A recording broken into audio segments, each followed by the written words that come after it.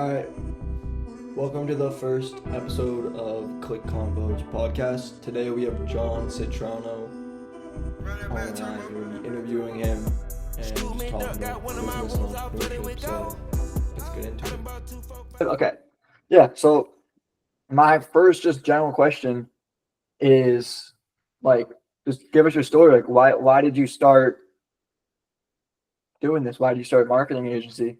Yeah, sure. So for the audience, my name is John Citrano. I own Advanced Media Solutions, or AMS for short. I started now. It's 8 years independently. I started back when I was in college, so over 10 years ago now. So it's been a little time. Really, I love doing websites on the side. I kind of did I went to school for marketing, went to Bryant University. I did some, I always liked the industry. I've always did websites on the side, little side projects. I was starting to get pretty good at it. When I graduated, I was working for some small agencies around, still making websites on the side. It got to the point where my little side project of doing websites on the side was actually making me more than my salary was at those jobs. So I just said, okay, the next thing is let's start a company. At the time being, I was like 23 years old. So what are you doing? Stick to a salary job. And I kind of ignored that. I'm glad I did that now. Looking back, definitely a little crazy, with bills and everything else to pay. But I just went for it. I started mostly in the website design space. And then as I started going and learning about the industry a little bit more, I was like, you know what, I can do more than this. Started PPC management stuff. And sorry, go on if you have another question. Yeah, I was just going to say, that's kind of the same.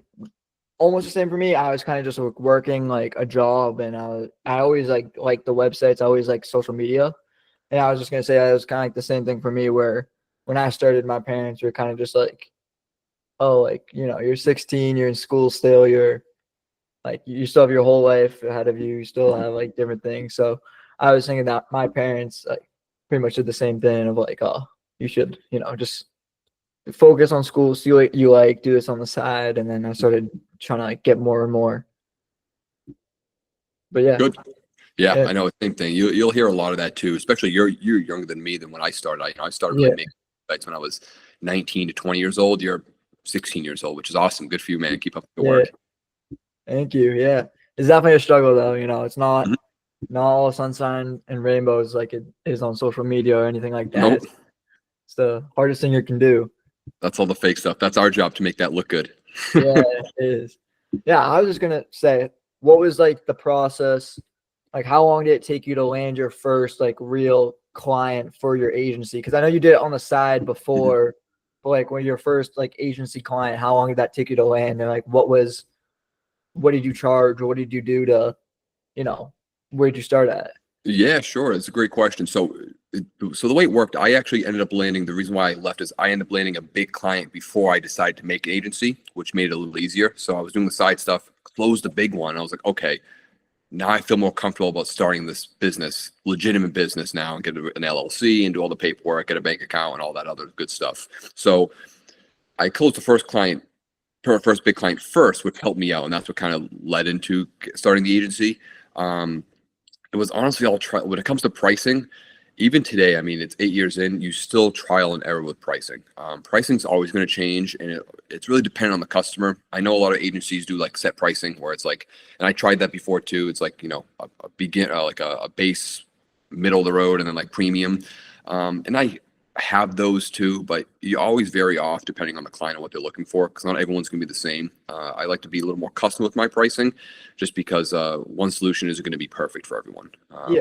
Depending on the industry and so on. So I think the first big client, it was a large website. It was around a $10,000 website design. So one of the bigger ones I had, usually they were around $2,000 to $3,000 websites or so. So this was a big $10,000 website plus a maintenance plan, which was $300 a month or so, which is a big maintenance plan for websites. And then they did they wanted more social media marketing, the advertising, they wanted kind of a full suite. I was like, oh geez, okay. So I think at that time I charged, definitely underpriced now, I think, for full PPC management, social media content management and creation, as well as SEO. I think it was $1,500 a month, which was huge for me at the time. Yeah. But now a plan like that would be like 2 or 3 times that, just because of how much work it was.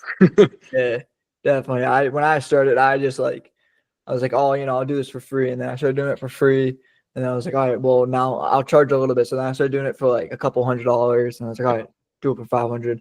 And now I have like 1 or 2 clients here and there every month, but the biggest problem I always see is getting people to actually believe in what I can do, because Mhm. you can offer them free trials, you can do this stuff, but the main thing I have a problem with is my age, because sometimes you get the people that want to support you. They're like, hey, like you're doing great, like let's do something together. Let me see if I can help you out, right?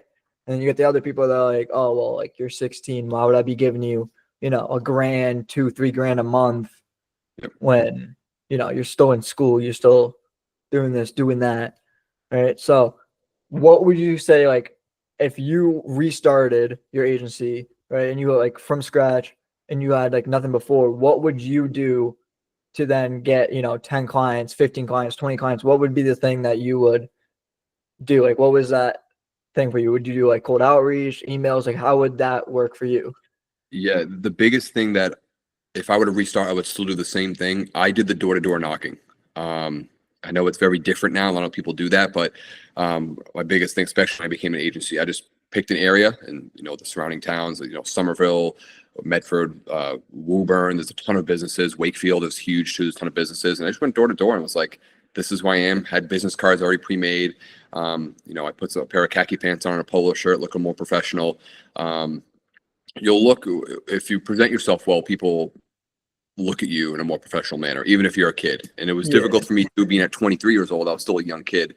Um, and even now, I'm still a young agency. And sometimes some of the bigger clients that I'm going after, like those whales, they're like, you're a young agency. Why can't I? Why wouldn't I use someone like this? And my biggest thing is, you get that one-on-one attention. People want to be babied and catered a little bit at the same time. So, with those bigger agencies, you're just you're just a number to them. And I always stress that you're not a number with me. I have a team now, so it's not just me doing it. But I always say, like, just because you sign on with me doesn't mean you're going to someone on my team and you're never going to see me again. I'm still yeah, involved in the entire process, and they like that. They know that they can call not just my company and my team will pick up, but they can call me. And if there's an issue or something, I'll go down as long as they're within the state. I'll take a drive down and go see them. I think that one-on-one attention and that personal touch is something that the industry's phasing away from. And if you can keep that, I think that'll be a huge factor to why they want to pick you. And then also that you're young and hungry. You can be honest. I think people like the honesty. Be like, you're right. I am just starting out, but I'm young and hungry, and I know for a fact that if there's an issue, if there's a problem, you can talk to me, and I'll make sure I'll do 110% of my effort to fix it. And people want to make sure you're just going to fix the issues if there are any issues, or do a yeah, great job. yeah, That's the biggest thing. And then it's definitely tough though in the beginning. With the age thing, I completely get that. I'm still young. I'm only 30. I know yeah, it's old for you, but it's definitely young in the industry. Everyone that has agencies are usually like in their 45 to 55 years old to all my yeah. competitors right now, and I'm a kid to them. So it's all you're always going to face that. I would just say just be honest with the process. Yeah, definitely. That's what I always hear from a lot of people too. Just be honest, be yourself. Always do a good job. And then another thing, like what you're saying with the numbers for like the big agencies, are just a number. That one of my clients I built a website for was he complained to me so much about this other agency about how they promised the world to him. They're like, oh yeah, we'll get you this amount of jobs, this amount of leads, this amount whatever. And he said they got me like 2 leads a month, and I was paying like 4 grand plus ad spend plus this plus that. And he goes, like, I just wanted a plan. And the thing that I was always trying to offer, like do differently, was I knew the agency space and how like people got, they got like scammed before, they got, underdelivered results, everything. So I always try to be like, not don't promise them anything. And I also do like a pay per job basis where kind of like I get them whatever leads, book them, close them, and then, they do the rest of doing the job. Yep. And I was just wondering like, if you had to start with a payment again, would you do the retainer, or would you do like now, what would you kind of like lean towards more if you were starting an agency again? How would it be? Because retainers now I feel like are definitely like, if you're like, oh, we'll do a retainer, the client's kind of like, oh, like I don't want to do that. That's what I've seen personally from cold calls, but I don't know if you've seen differently or anything. Yeah, there's always going to be pushback with any form you get. I still keep the retainer, so whatever their plan is, that's what it is monthly. In the beginning, that's one thing I wish I held strong to, because there would be a certain price, and I would be like, I want to close the client. Obviously, it's your first few clients, you want to make some money, so you give a discount or give a free something here, free that. Everyone's always going to want a discount. At the end of the day, you got to know that, like, you're going to want a discount for something too. Try not to budge as much. Be strong to that price point. I think the retainers are good just because you're not chasing around checks too. I know all my clients are on automatic payment processor, which when you're ready, definitely go that route. Put their card on file, so every month it automatically pulls. I use Stripe. I still use Stripe. It's very easy. It's free. I use that too. Yeah, it's very easy. Exactly. Yeah. So we still use it. You can, we were always thinking about changing. Honestly, it's so easy. You can always add in the processing fees if you really want to with your clients. It depends, so you don't lose that 3% or whatever it is. But yeah, I would say stick to retainers. I think it's consistent. You don't have to chase checks. The per client thing, it can be great, but when you start hiring, that's when like pay per client or pay per result gets a little tricky. By yourself, it's fine. When you start hiring and doing payroll and all that fun stuff that'll come your way, yeah, it can get a little tricky with that stuff, especially when you need that check. The people that you're hiring are relying on a check every other week or every month, whatever it may be. So you don't want to fool around with stuff like that. Yeah, definitely. I understand that too. With like because you can't really guarantee, what happens every month if you do pay per appointment. Because 1 month you can make 10K, maybe 30K, 40K, and the next month you can make $2,000. And Exactly. Right. so yeah, I understand that totally. Yeah. One thing I was also thinking about, and I've heard some people on social media talk about this. I've heard a marketing agency coach that I talk to. I've heard him talk about this, but scaling with freelancers, what would you say about that? Because I know some people are like, all freelancers, they have too much work on their plate, or they don't do the best of job. But I've heard some people say that they love them. What would you think about a freelancer in an agency? I think they're great. When I first started getting bigger as an agency, got some big clients, the first thing I did was hire a couple of freelancers. And what I did is I got a couple of freelancers, and then we got so busy that those freelancers only worked for me. So they had some side stuff that they were still doing, but they were pretty much only working for me because I kept them very busy. So if you find a couple good ones, and don't get me wrong, there's a ton of bad ones, but if you find some good ones, I think they're great. I still keep in touch with one of the first freelancers. Her name was Courtney. She was actually based out of Georgia. She was unbelievable. And then COVID hit, and we kind of went different ways and stuff like that. But she was awesome. I still say great things about her. And I would still hire her again if she ever wanted to. That's how good she was. So you can find some awesome ones that kill it for you. My advice would be, there's a lot of great international freelancers too. Yeah. But if you want your back-end staff or your outsourcers or freelancers to communicate with the clients too, having a US based freelancer is probably a little better from my experience. It's just the language thing. Depending on the industry, when people pick up the phone, the slightest accent can really turn clients off, and they think it's international or not US based. And I know you can find some great international help with really limited accents, but I know it could be a tough thing in business. I always struggled to keep. They must do great back end work, but in terms of client facing, it's tough to put them in that position.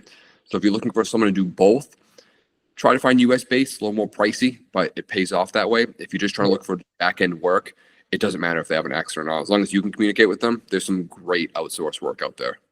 Yeah, definitely. And that's what I've been thinking about too, is as I grow and scale, to hire all freelancers to help me with the workflow, not have me do everything.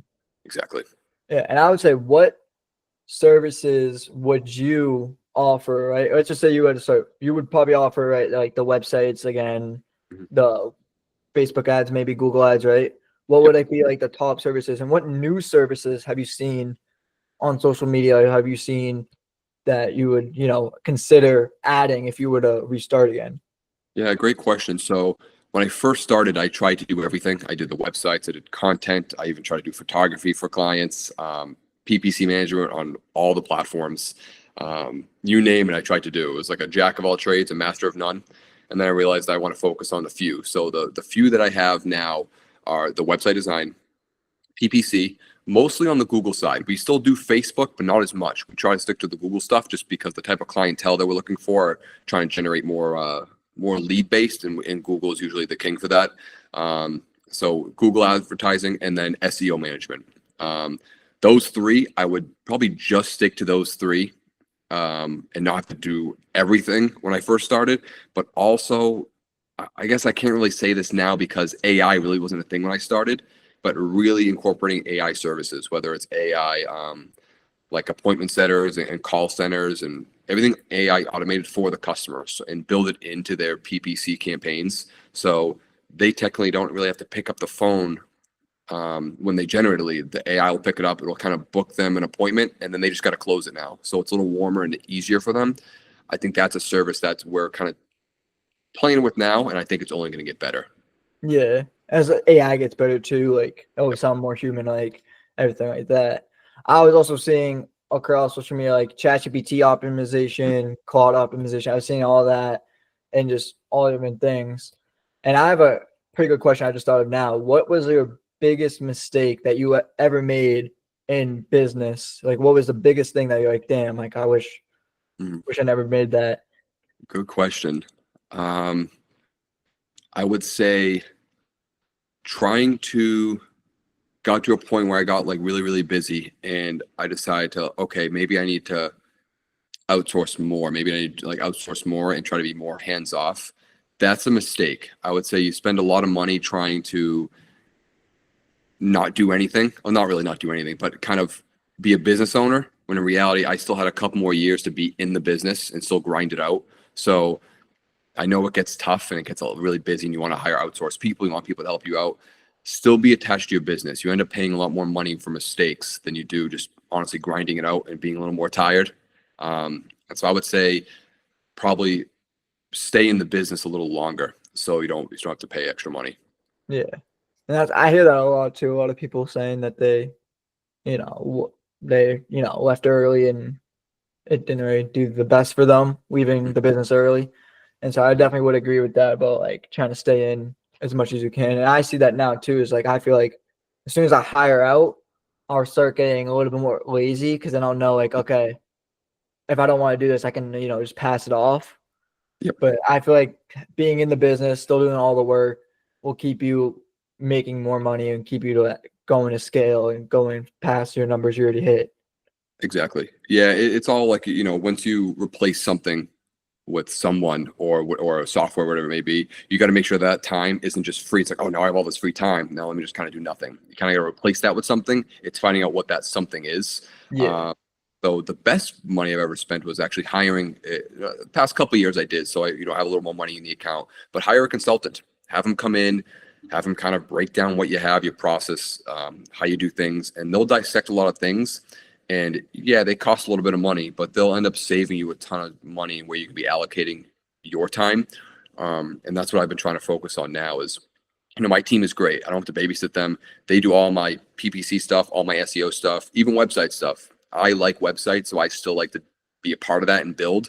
But for the most part, my whole back end is pretty much taken care of. Now my job is to just, be an owner now, not just check on clients, but be out in the field a little bit more.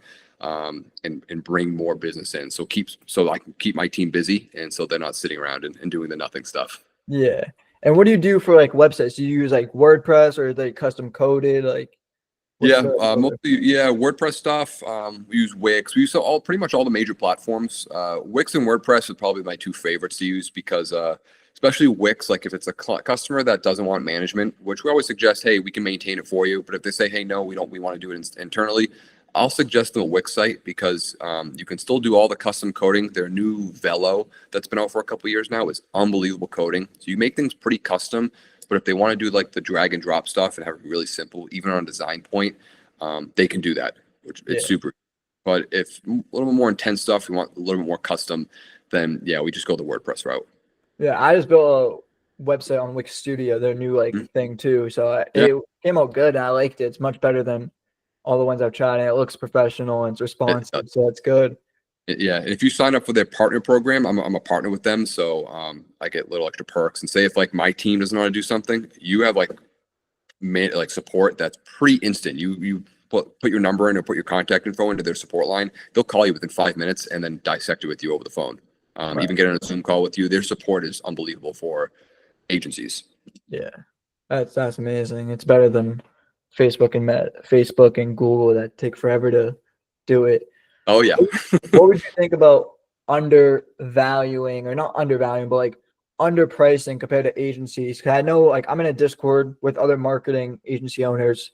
There are kids like me, teenagers, like 17, 18, 19, 20 years old. And the biggest thing that we always talk about and see is people like, oh, I know, I just charged this guy $1,000 for this, and the other agencies in my area are charging $3,000 for that. What would you say? Would you say you should, match the price or cut it down to attract more clients? What would you think is like the smarter Yeah. way to do it? Just do a better job at the same price, or having to cut it down and do the same type of job they would do? Yeah, it's a good question. I mean, it really depends. So for me, I won't really change. So if I won't really change my price just because I'm maybe a little more established. So I don't, I can say, well, I have dozens of other customers paying the same thing. So, you know what I mean? I can kind of fight back a little bit that way. Yeah. The point where like I can say no, and you'll get there too at some point. In the very beginning, you want to say yes to everything because you want to obviously make some money and build up your clientele. I'm at the point now where if someone I don't think is going to be a good fit, I don't have to say I want you as a client. I can be like, you know what, this has been great and all, but I don't see the fit here. Let's move on our separate ways. Let me know when you are ready to spend that kind of money.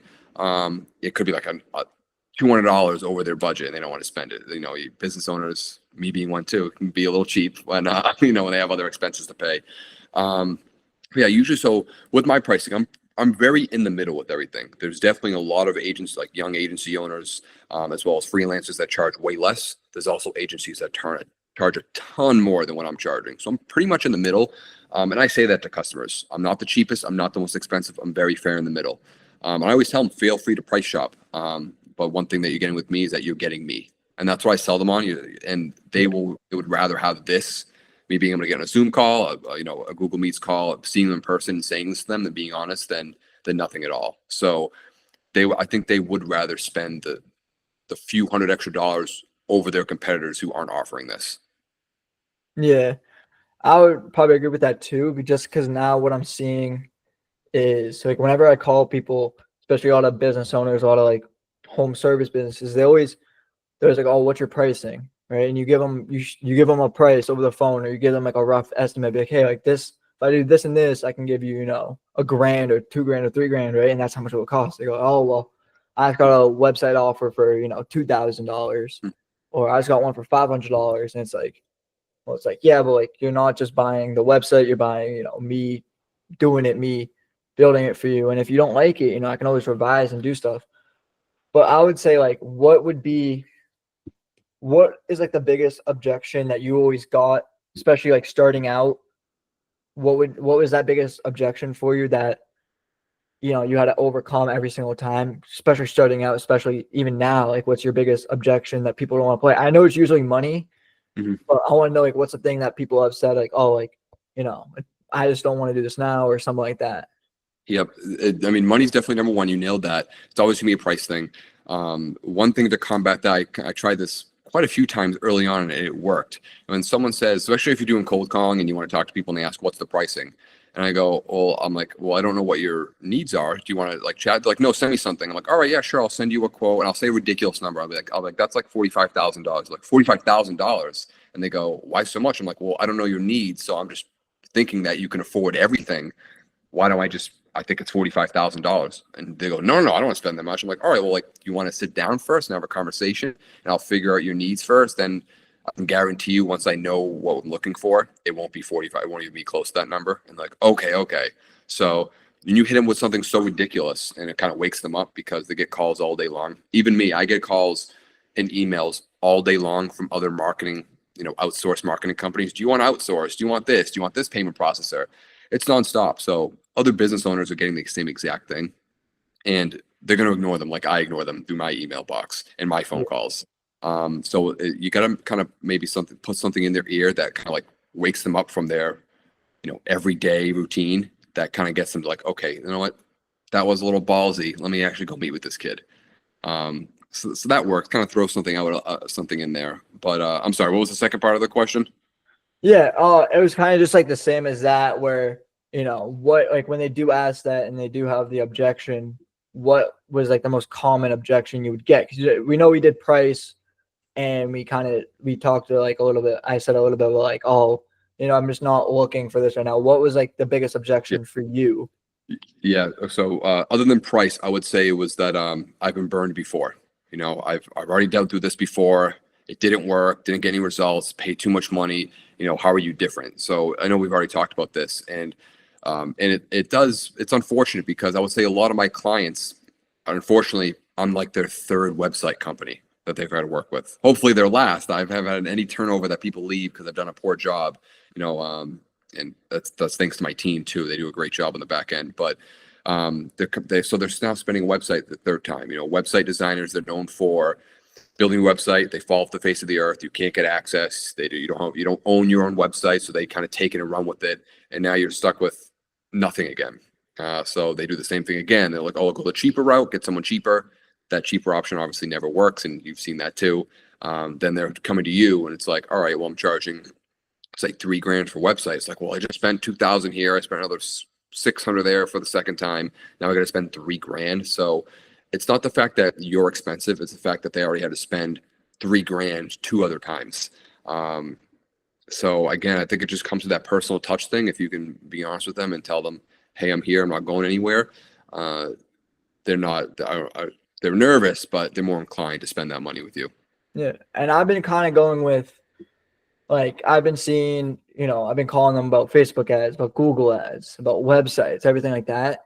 And I've gotten kind of the same response. I've changed up the offers. I've changed up different things. I haven't done like really what you said, where I give them a ridiculous price. And problem is too, is I don't have, many like case studies. I don't have many like people in the past that they can go call and be like, was this kid good or not? I'm just starting out. I've been in business for a year. I've done like 4 people, 5, 6 people, maybe at most at 1 month. So I don't have like too many guys or too many business owners that, they can go see. So what I've always like been trying to do is like the unique services. Like a thing I've been offering now, and I feel like it's getting a little bit of attention. A lot of people are kind of interested in hearing more about it. Is I've been offering to get real estate homeowner leads and just directly contacting them through like an SMS blast or an email campaign, or even like Facebook ads, and make a custom audience for them. What would you say about like the unique services? Like I also do ChatGPT optimization, YouTube local service ads, like that type of stuff. Would you think that's something that, you kids could do now to stand out in the agency space, especially because Google ads, Facebook ads, Microsoft advertising, like all this is so like done by like every agency pretty much. Right. Do you Big think time. Yeah. I uniqueness? definitely think standing out is huge now. Doing something a little different. I think the AI thing is huge. We're starting to incorporate a lot of AI stuff with our technology, with our services. I think it's the next natural step to go. Now, one thing so what I did and what I learned not to do as much. So that's all cool to me. So for me, hearing all that you can do all the services, this, I'm like, yeah, that sounds so good. That sounds awesome. To a business owner, they have no idea what that means. That's the big thing. And that's what I struggled with when I was younger. I was like, what I mean, I'm going to do this, this, and this for you. You get what all that means. They don't know what any of that means. They just want to see results. So over the time, I've really learned to like essentially dumb it down for them. Be like, this is what I'm going to do for you. And you're going to get these kind of results from it within this time frame. And that's all they want to hear. Like, are you going to do the job? And what's it going to cost me? And how's it going to work, essentially, in the most simple form. When you start, so definitely offer those services, but try to almost pitch it in a way that's super simple for them and it's not so like list based, like, oh, service here, service here, service here. At the end of the day, they won't even read that. Even when the contracts, they never read the contracts. They don't know what anything is. So I think the more simple it is for them to know, like, okay, here's what you're doing. I'm hiring you. You're going to do this for me. Boom, done. That will win them over more. Yeah. And do you think it's important to have a contract? Because I know some people that like, oh, you can get them on month to month, or you can, it's a lot of these business owners, they don't want a contract because you don't want to be stuck if you're bad or something. Do you think it's like important to have it, or is it one of those things where it's like, you can have it, it's nice, it can help you, but it's not, necessary. I think it's good because even if a client's good to you, I saw this during COVID. I had contracts and thank God I did, because there were customers that, I was struggling too. They were struggling, but they didn't want to pay me because like, we don't have any money. I'm like, well, it's written in your contract and it never will go this way, but you always have the power to say, well, you have a contract written, if I don't get paid, it's going to go to court, and then court is more money for them anyway. And no one wants to go that way. They'd rather just write you a check. It's unfortunate, but a lot of people are like that now. They can get away with not paying. They'll try not to, even if it's a great business owner. You never know what he's going through, and things can just turn around. So it's a protection thing. And the way my contracts are written, so they're 12-month contracts, but in the agreement, it also states like it's a month-to-month payment. So if anything were to happen on either end where the customers don't like our service or we don't want to work for the customer anymore, we can cancel that throughout the 12 months. So it's written in there, so they're not stuck in a full 12-month contract. It's a 12-month contract written out. So that means after the next 12 months, we'll review in terms of, if prices go up. They're still locked into that price, but they're never like trapped in something. And we don't own anything too. We always put that in the contract, makes them feel comfortable. Like, okay, they're coming in, they're running everything, but they don't own everything, which is a huge thing. Yeah. And I forgot to ask in the beginning, like how many clients are you sitting at now? What's the scale of your agency? Yep. So right now we have, on residual basis, we have 44 active clients, just under the 50 mark. And that's just with SEO and PPC services. We also have probably an extra couple dozen or so more that are just website maintenance on top of the website build. And those are small payments too. That could be like anywhere from like 50 to $100 a month or something like that. It definitely adds up. I mean, we have a few dozen of those. Yeah. We have a pretty decent clientele. And we're looking to scale even further too. I feel still like we're small and we're still a young company, but we're ready to take it. My team is so hungry to get to like 100 clients. So that's our next goal, is that 100 client jump. And that would really put us playing with like the big guys. One thing though, I don't know if you're gonna ask this, but where do I see myself as an agency? I don't see myself being like a 200 person large scale agency. I feel like that loses the touch of what I originally wanted to do, and that's maintain that tight communication, having clients not be a number. I want to maintain that small size. Everyone works remote too. I don't have like a big office space or anything crazy. I have an office right in Wakefield Center. That's really just small for me to go to, so I don't have to work out of my kitchen. And clients can come and meet me. But yeah, I mean, I definitely there's definitely room to grow, but I don't want to be this big agency that everyone ends up hating. Yeah. So as like a lot of business owners, they always talk about, how most of the time, every business owner, every entrepreneur you meet, they always want to scale. Like once you hit, 10K, all right, now I want 50K. Now when you hit 50K, you're like, all right, well, I hit 50K, now I want, 100K. Yep. Is that the same for you where you're at, like, let's just say you were at 30K. Are you still feeling that like, oh, okay, I'm at 30K, but like, let's try to run this up to 60K, or let's try to get this to 100K. Do you still get that feeling, even trying to keep it small agency, or is it because absolutely? Yeah, absolutely. So right now so roughly we're at like the $1 million mark.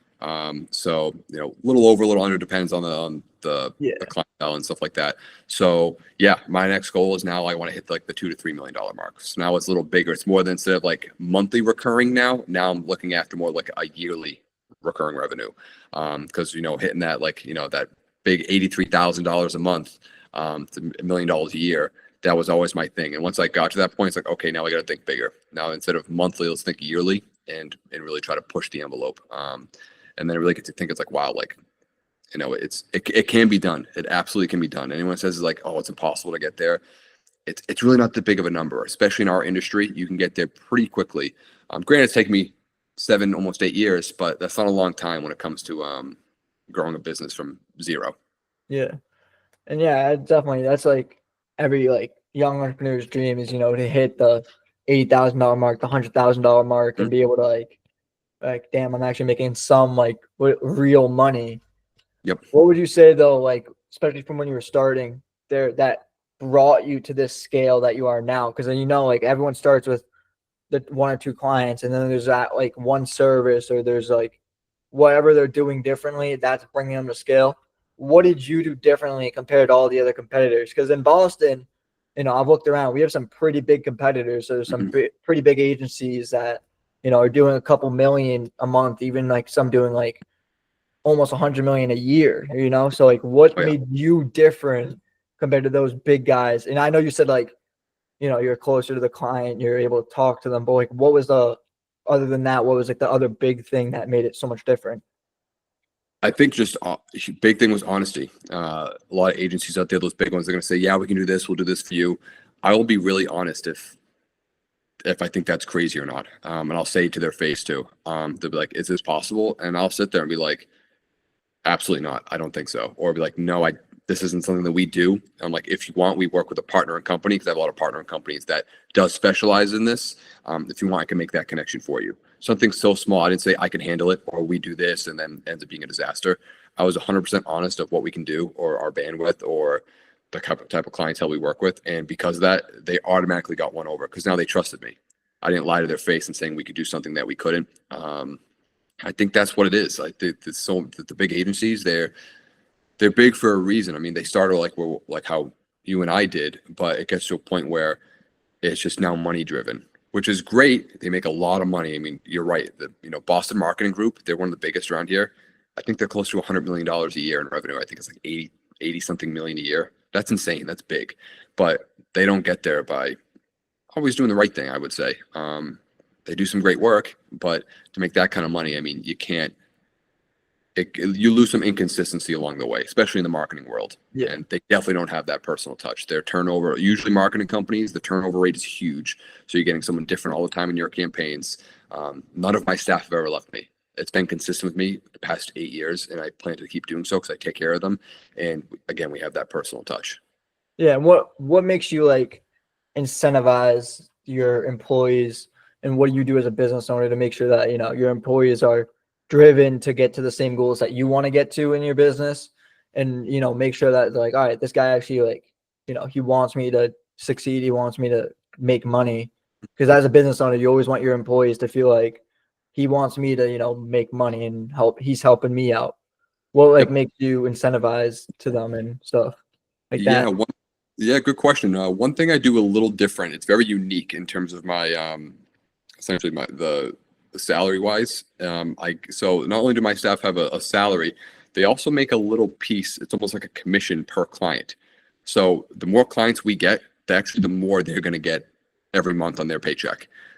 So it's because they feel like they have a piece to it. They do have a piece to it. They're not going to want to slack on a client. They're going to do everything they can, do the best they can for that client, result wise, website wise, time wise, because they know if we lose the client, they're going to lose a little bit of their paycheck that they just earned.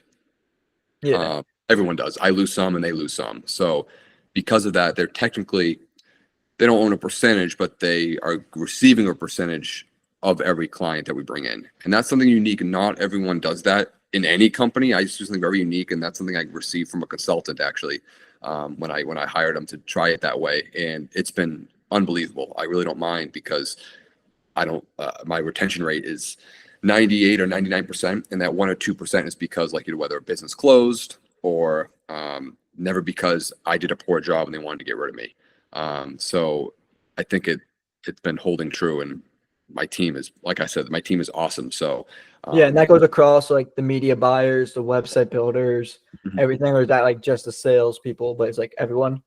That's everyone. Yeah, I don't even have a sales team. Actually, that's something I'm working on. I'm the only sales guy for the company right now. I am working on developing a sales team, and they'll be obviously base plus commission with everything they close. But no, my actual account managers and stuff, people that are doing the work, they have a little piece to every client. So the more we close, their paycheck will go up from there. Slightly. Yeah, It's not like crazy. It's not like, a large amount, but it's still something to notice every month. yeah, and on kind of like the talk of like employees and stuff, what would you like when you first started? You said you did freelancers, right? Mhm. What was your first real like hire for an employee? Like who did you media buyer? Was it, account manager? What did you hire first? Account manager. Account Um, manager?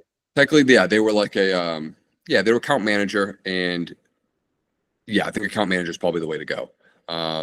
You can get one I went through a phase of hiring one for specific service. So you have one for PPC management and one for SEO, and that way they can stay in their lanes and focus on that. If you get one that's really good at both, that's awesome too. So you can go either way with it. Yeah. I mean, yeah, I definitely heard of people saying, hire, media buyers, account managers first, then you can work on like your sales, and then you can work on, outreach people like cold calling. My question is, how did you and how do you get most of your clients? Do you run ads? Do you have a lot of referrals? Like, how do you get most of because I know now you're probably not in the trenches calling these people up like I am, like just trying to build a little buzz. Yeah, I mean, it's a mix. I definitely still on the road a little bit. So, I do have a lot of referrals now because I have a huge network. And we can discuss networking after. I think that's a huge thing for anyone in business, no matter where you are. I think networking is huge. I'm in so many different groups, like, Chamber of Commerce, B&I groups that I bounce around to. And now my name is kind of known, and people are just like, oh, I have a guy, and I get calls from because of that. But we also do internal ads. We do our own PPC ads. We have a lot of SEO campaigns internally, so we rank fairly well considering that we're in a huge hub of marketing companies. Let's see, and then I mean, I am making calls too. I mean, not as much as I would like to, just because it's so busy running everything else. But yeah, that's the next step I want to do. I would love to get behind the phone call or knock on doors more, but it is tough when you're managing, a team of yourself, the current clientele. Hiring sales team is my next step. Sales teams are definitely the hardest to hire, the most expensive to hire, and it's tough to keep good ones around because salespeople always like to bounce around. That's just the nature of sales. Yeah. So I've struggled with that, and now I'm hiring a company that's going to almost help me with that process. See how it goes. I'm in that process now. I literally the past few weeks I've been going through that. So I'll let you know how that goes. But yeah, I mean, I still technically not as much as I would like, but I'm still in the trenches, and I feel like once you stop doing that, you kind of lose that touch of having a company. So I don't think that ever leave me, and I doubt you'll probably feel the exact same way. Yeah, I definitely do feel that way kind of too. As I look at bigger agencies, I feel like when the CEO or the owner is more pushed out, I feel like that's when like the business starts going the wrong way than it was going before. Because I feel like even as even if you make 10 million, there's still you still got to go down to get employees. You still got to talk to clients. You still have to do these things to retain the money, because the biggest thing, like you said it earlier, is they're not buying just your services, they're buying you. Like, you're the reason they're paying, right? And so if you just all of a sudden leave the agency or you leave the business, then it's not going to be at the same as it was before, because they're not buying your agency, they're buying you. Exactly.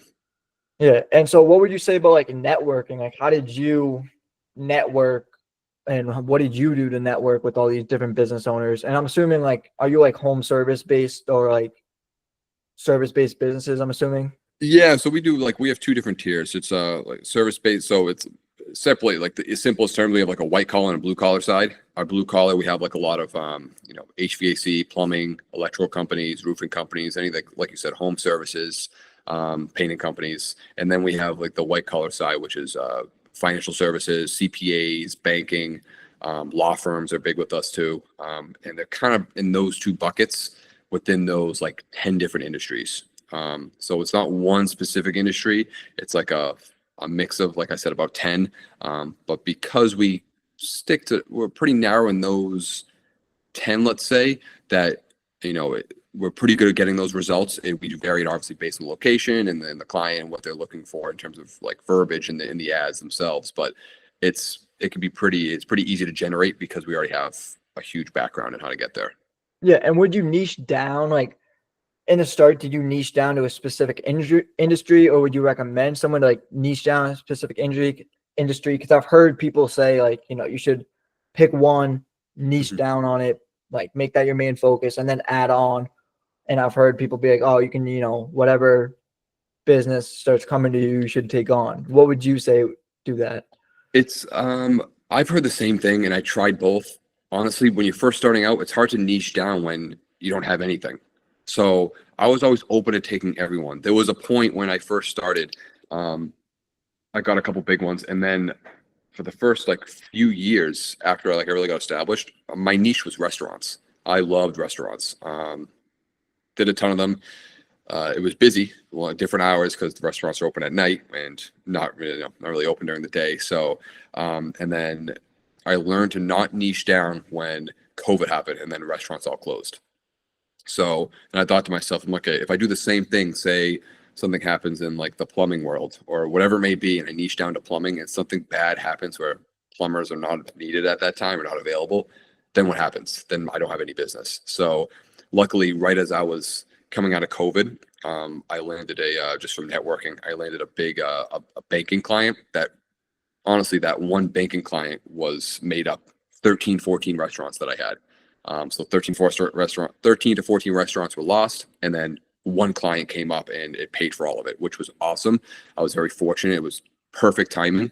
But that doesn't always happen. So, and then from there, I was like, okay. And that was banking. I'm like, that's good. I'm like, maybe I'll expand outside of banking, do finance since it relates to it. CPAs and accountants are very similar to that. So I kind of just made a little pool of similar industries that I can get similar results for and kind of all communicate in the same language. I think that's a little better. Just I've been doing it. I think that's the way. I know other people are going to say, no, we're going to stick to one niche. I know there's another agency. I know the owner very well. He just does e-commerce sites. Anything else outside of that, if he gets a lead, he'll send it over to someone like me. He doesn't even want the business. He just does anything that's e-commerce based. And he loves it. He said that's the way he started and not going to change anything. So I'm like, okay, it works for him though, because he's quadrupled the size of me. His agency is Agency X. I don't know if you've heard of that one. The guy, I've seen it before on Google, or it's like X Agency or something like that. Yep. Yeah, the guy, the owner, he's from Wakefield. I don't know if you've ever seen it. He always drives around in a McLaren. He has a nice car. So if you like cars, you'll see him around. I think I have seen. I've seen it. I've definitely seen some cool cars in Wakefield, but I've never seen them. Ever in driveways. I've only just seen them driving around. So yeah. I mean, what my quick question before we get back into the networking question I had was, do you have like different pricing based on the blue collar or the white collar? Is like one cheaper, one more expensive, or is it roughly the same for both? You just have one pricing plan? It's roughly the same. And I can kind of pick out, say if there's certain services that really only work on like the banking side, I kind of will pick them out and maybe adjust slightly in pricing, like, a few $100s here and there, or even $1,000 here and there. It depends on what it is. You can adjust accordingly of what they're going to need. But for the most part, no, it's all the same. It'll work the way we have it priced is so that it works for both. Unless, like I said, we need to trim some stuff off, but it's really not much. Yeah. Would you like, if you got a bigger client, let's say you got, like a 10 client, would you kind of bring the price up and upsell them a little bit more? Or would you just like, you have a couple of $2,000 retainer clients, you just give them the $2,000 retainer? Or would you be like, oh, actually we do like this for like 8K, right? Like upsell them. Yeah, it depends. It's in the industry, we call it it's like it's a pain in the ass fee essentially. So depending how big the client is, or how much they're going to need my time, you can almost charge a little bit more for your time too. And that's what a lot of people forget to do, is charge for your time. And I do like I don't charge for meetings and stuff like that. Or if they want to like a free audit, we do free audits. We don't charge for audits. But when it comes to me showing up on site and doing work and working with your internal, a lot of companies, especially the banking clients, they have internal marketing departments. So they have internal marketing. You're not really speaking to the owner or CEO. You're speaking to the marketing person, but they don't do any marketing internal. The internal marketing team's job is to make sure that their outsourced marketing companies like me are doing everything right. So because I maybe have to go and meet with them or talk to them, you can charge a little bit more, and don't be afraid to do that. Especially if they say there's plenty of times, and especially starting out, say if, I ask, before I say price, I say, what's your budget? And say if in my head, it was going to be like a $2,000 plan. And they said, oh, our budget's like $5,000 a month. In my head, I'm like, okay, I was going to charge $2,000. I can easily charge $5,000 like they want, but I'm going to say, I'll be like, okay, let me go back. Let me put together a plan that's within your budget. We'll go from there. And I'll go back, and my proposal used to be like, I would say $5,000, have it crossed out, and then say $3,500 discount. they think that they just saved $1,500 a month, when in reality you made an extra $1,500 on top of the $2,000 you were originally going to charge. Yeah. So I've done that plenty of times. Definitely earlier on in building my clientele. Now, not so much. I kind of stick to my pricing, just because it's there's no need for me at this point anymore because I have a good clientele. But starting out, I don't see any harm in that. I think you should definitely do that if you want to build up your clientele. And what would you say about, like, I see a lot of agencies with like ridiculous setup fees. Like I saw this one on Instagram. It was like, we build websites for $50 a month. And I was like, whoa, that's like crazy. Cause they take a lot of time to build. They're like, even the hosting on like Wix sometimes and Squarespace and whatever you build on, even that's not $50 a month. That's like more sometimes. Yep. I was like, whoa, like how are they doing this? And now I went and they're like setup fees. What do you charge setup fees? And if you don't, what is your like opinion on setup fees? Is that something you would say people should start doing, or is that something you should like, you can do it if you want, but you wouldn't recommend it? Like, what was your opinion on that? Yeah, I mean, I get a lot of people ask me all the time, like new clients that we bring on, like, okay, what's the setup? I'm like, we don't charge a setup fee. We just whatever so say if it's a monthly premium of $2,000 a month, that first month is going to be $2,000. It's not, $5,000 the first month and $2,000 after that. And then a lot of customers are like, oh, really? Okay, like awesome. And they're expecting to pay a setup fee. So I think it helps me because it's like, no, that's the price you're paying. There's no hidden fees. There's no setup. It limits maybe the scary factor at first because they're already, it is a big purchase sometimes if someone's going to be paying, even if it's a big company, $2,000 a month can be expensive. So I think just sticking to the price maybe helps because I think that entry point for customers, if they feel like it's always that first month that's the scariest for them. But once you start doing results, they don't mind spending $2,000 a month if you're doing results for them. But that first month is always a wash because it's more of a setup month. You're setting all the campaigns up, you're doing everything. You're not really seeing a full month of results yet. So I think having that setup fee scares them from that first month. So I think eliminating it, easier to just kind of get started right away. So that's how I feel. If you want to charge it, if it works for you, why not? I know there's a ton of agencies that charge setup, but we just don't. Yeah. And like going on that, is that something like, I know like a ton of agencies charge. I feel like though, when you first talk to people, like you said, they're shocked, like, oh, there's no setup fee. There's nothing like that. Would you like, what would be the LTV of a client you would think if you didn't charge that compared to if you did charge that? Would that be something that would affect them long term? Or is that something that would be like, it doesn't really matter either way? It doesn't really matter. It definitely doesn't affect them long term with the setup fee. It's just like it's the now thing. So if you want to close them sooner rather than later, because sometimes they're like, okay, well, if it's $2,000 a month, but the first month is $1,000 setup fee, so it's $3,000. Maybe I'll wait that extra month because I want to make sure I have that extra $1,000 for the setup fee. That could always be something because I've heard that before, and that's why I'm saying it. I thought that way too. I've had software programs where like, oh, I'm thinking about doing it, but they had a setup fee. Don't know if I want to pay the setup fee right now. So we could just prolong the sales process, but it doesn't mean they won't do it because I've done it too. Where like there's certain softwares and stuff I've used for the company, and there was a setup fee, and it's like, I still want it, but like maybe not right this second now because I didn't feel like I wasn't ready to pay a setup fee. Yeah, I know these questions are kind of bouncing around, and this one's kind of going to be like bouncing back. Whenever I cold call or I reach out to a prospect, whatever like that, they'll always like email me or, send me over this.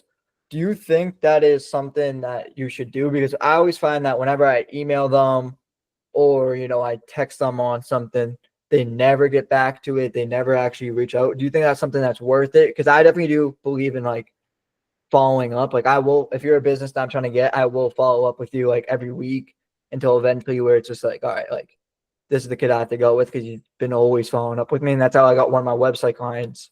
When I started, I, got him. I started last June, and July I found his business, and then I called him. He said no. And then I just followed up with him, and I followed up with him all the way up until February. And then February he had bad luck with an agency.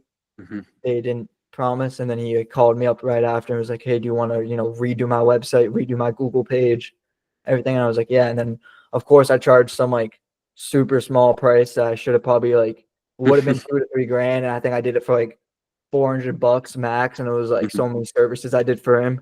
Should have been a couple grand, but you know, Yeah. it was one of the first clients, so I had to make sure I could actually like fulfill before charging high retainers.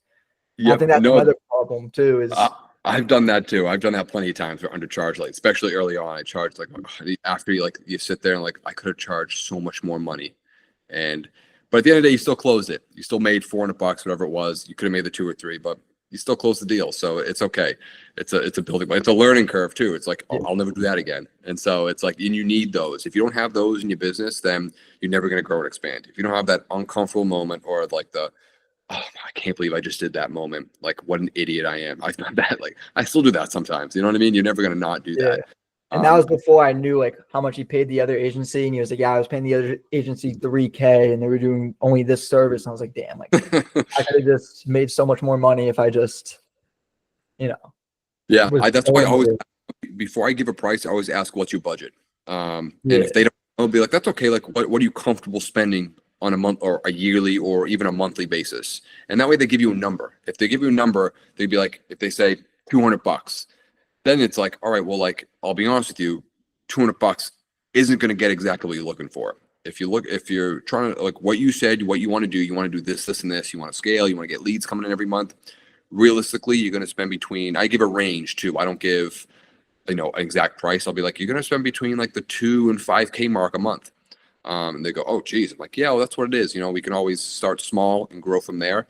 And that's a big thing too, starting small. The client may need this, and this, but if it's not in their budget, that's okay. I would rather, we have like, it's called a jumpstart package. It's very affordable. It's for companies who like are new to marketing, never done it before, and they're afraid of that big price tag. We'll start them off at like a $500 or $600 package, do a great job, and they're like, okay, wow, this is great. We're ready to now pay the $3,000 a month. And you'd be surprised how many clients will make that massive jump once that you kind of get in the door and they understand how it works. And you're doing a good job. A lot of my clients, I would say most of my clients on like a jumpstart package, and then it grows within a year easily. They're tripling what they're paying with me. yeah. And how did before I get into the networking question of like how you Mhm. like got all these clients, how did you learn all the skills? Because I know you said you did websites before, like in college, but you know, when you came out and started the agency and, you know, you offered you offered Google ads, Facebook ads, SEO, how did you learn all these skills and how did you get practice? Because that's the thing I find the most struggle for me is like, you know, I learn about this. I watch YouTube videos. I take notes. Mhm. I go on Zoom calls with other people. I do all this stuff. I talk to people that are running media buyers on Discord, everything, right? But the one thing I always see is like I'm never actually like in that many ad accounts getting practice with them. And I have this one ad account, which is my first client, which is like it's on and off. There's some months where Facebook works and Mhm. they accept our card, and there's other months where they're like, "Oh, your card's restricted," or "This is restricted." And you're like, "Oh." But how did you get the practice with the SEO and with the Google ads and with the Facebook ads? Because I do offer free trials, but I always see Mhm. the problem with the free trials is sometimes, and most of the time I feel like this too, the business owner, you'll do it for free, they'll get this thing, or you're like, all right, you got 40,000 views. Like I had with this one client where I did a free trial. I was kind of like in the beginning more. I didn't really know how to track it. I didn't really know Mhm. what to do kind of for tracking. And I still am not like entirely sure how to track it, but I kind of made the plan where like I'll do the leads, I'll get the leads, and I'll close them for you. Mhm. But I was in his ad account and he had 40,000 views on this one ad. Right? It was a video ad. It was literally just him like explaining something, Mhm. and it had 40,000 views. And he was like, I was like, hey, did you get any calls? You know, it said like 3,000 links clicked, and the link was like, call now. And I was like, did you get any calls? He was like, I didn't get one call. And I was like, you got 40,000 views and 3,000 links clicked, and you didn't get one notification from anything. Mhm. I was like, how did you not get one notification? Because like, it could happen where they don't actually, but it's like 40,000 people viewed your ad and you had like 30,000 engaging and liking the post and 3,000 clicking the call now button. How did you not get a single call? Yeah, And so I you should. definitely do think of like that all the time. Yep.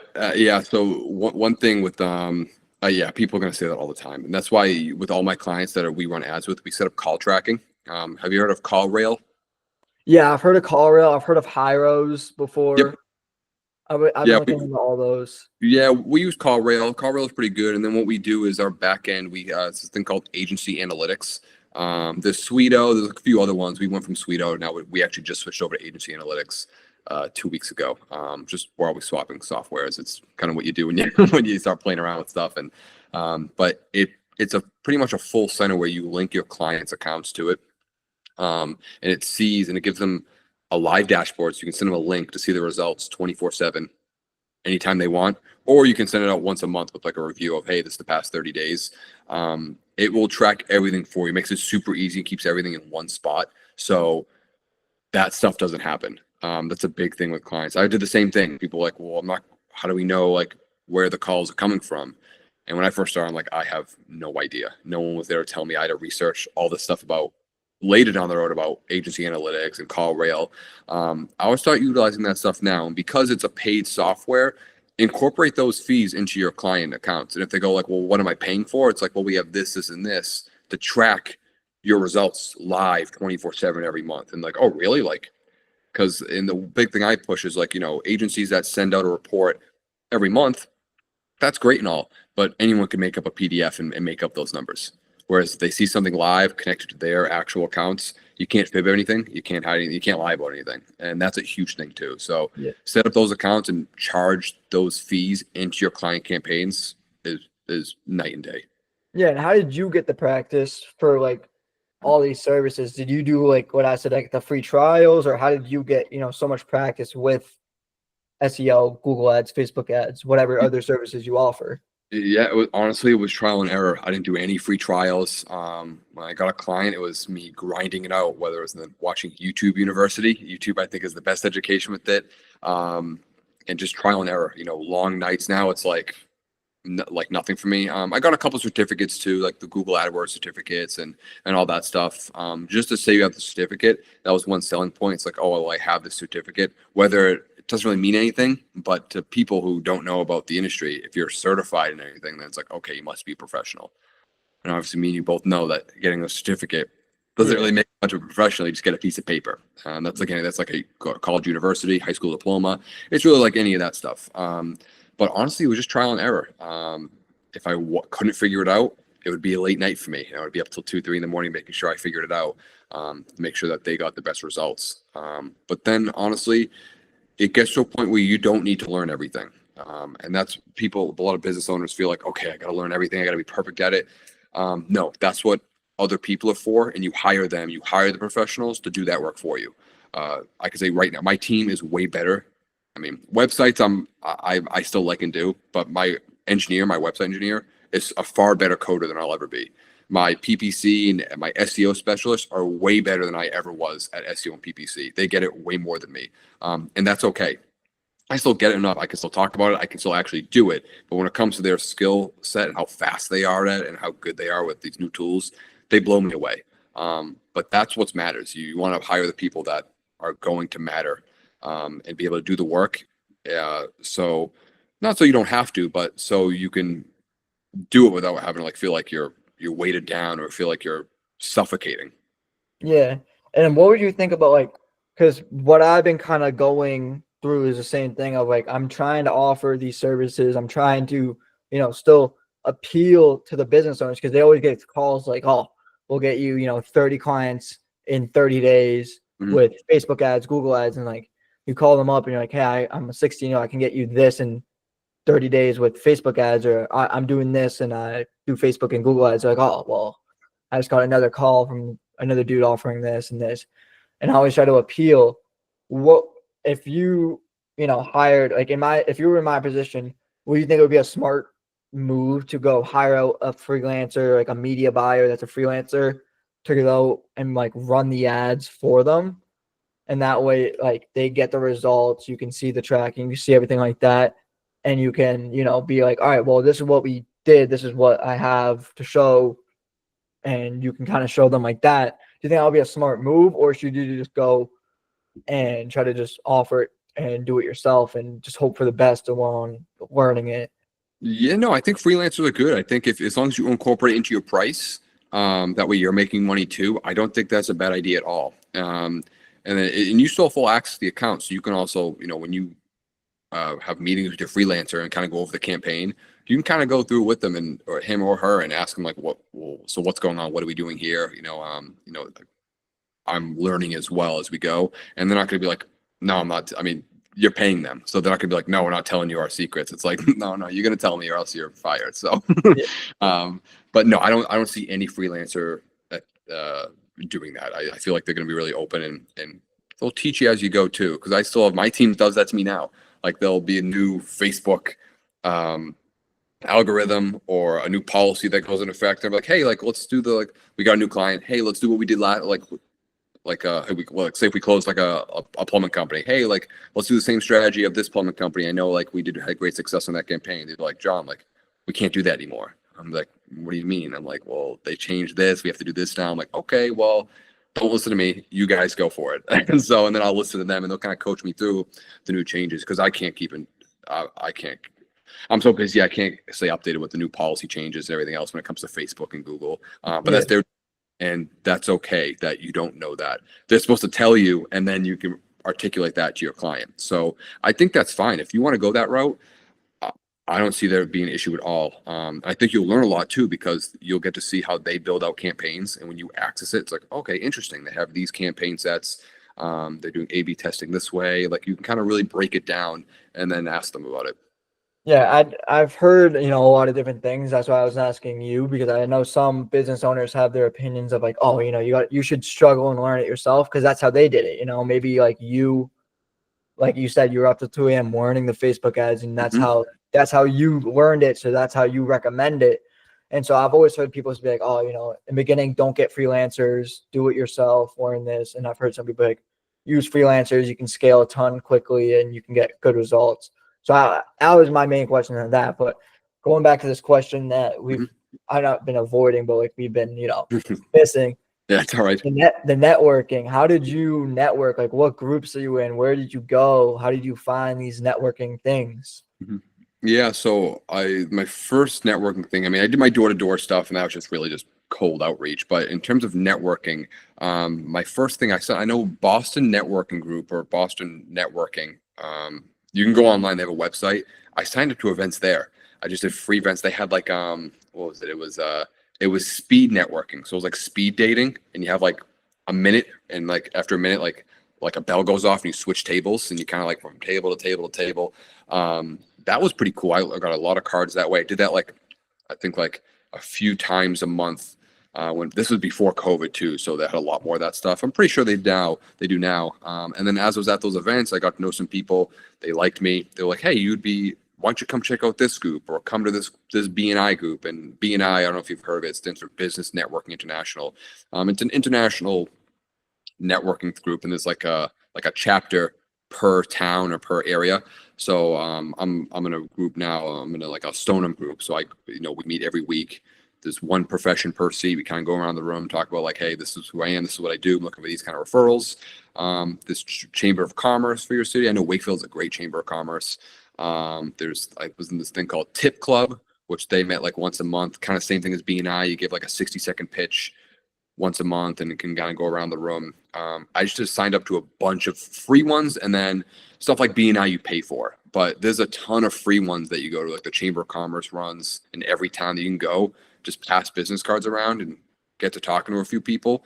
And that does lead to things. Sometimes it takes a while. I remember I got a call I still do. Sometimes I get calls like, hey, like I met you at an event a few years ago. I'm like, oh yeah, sure.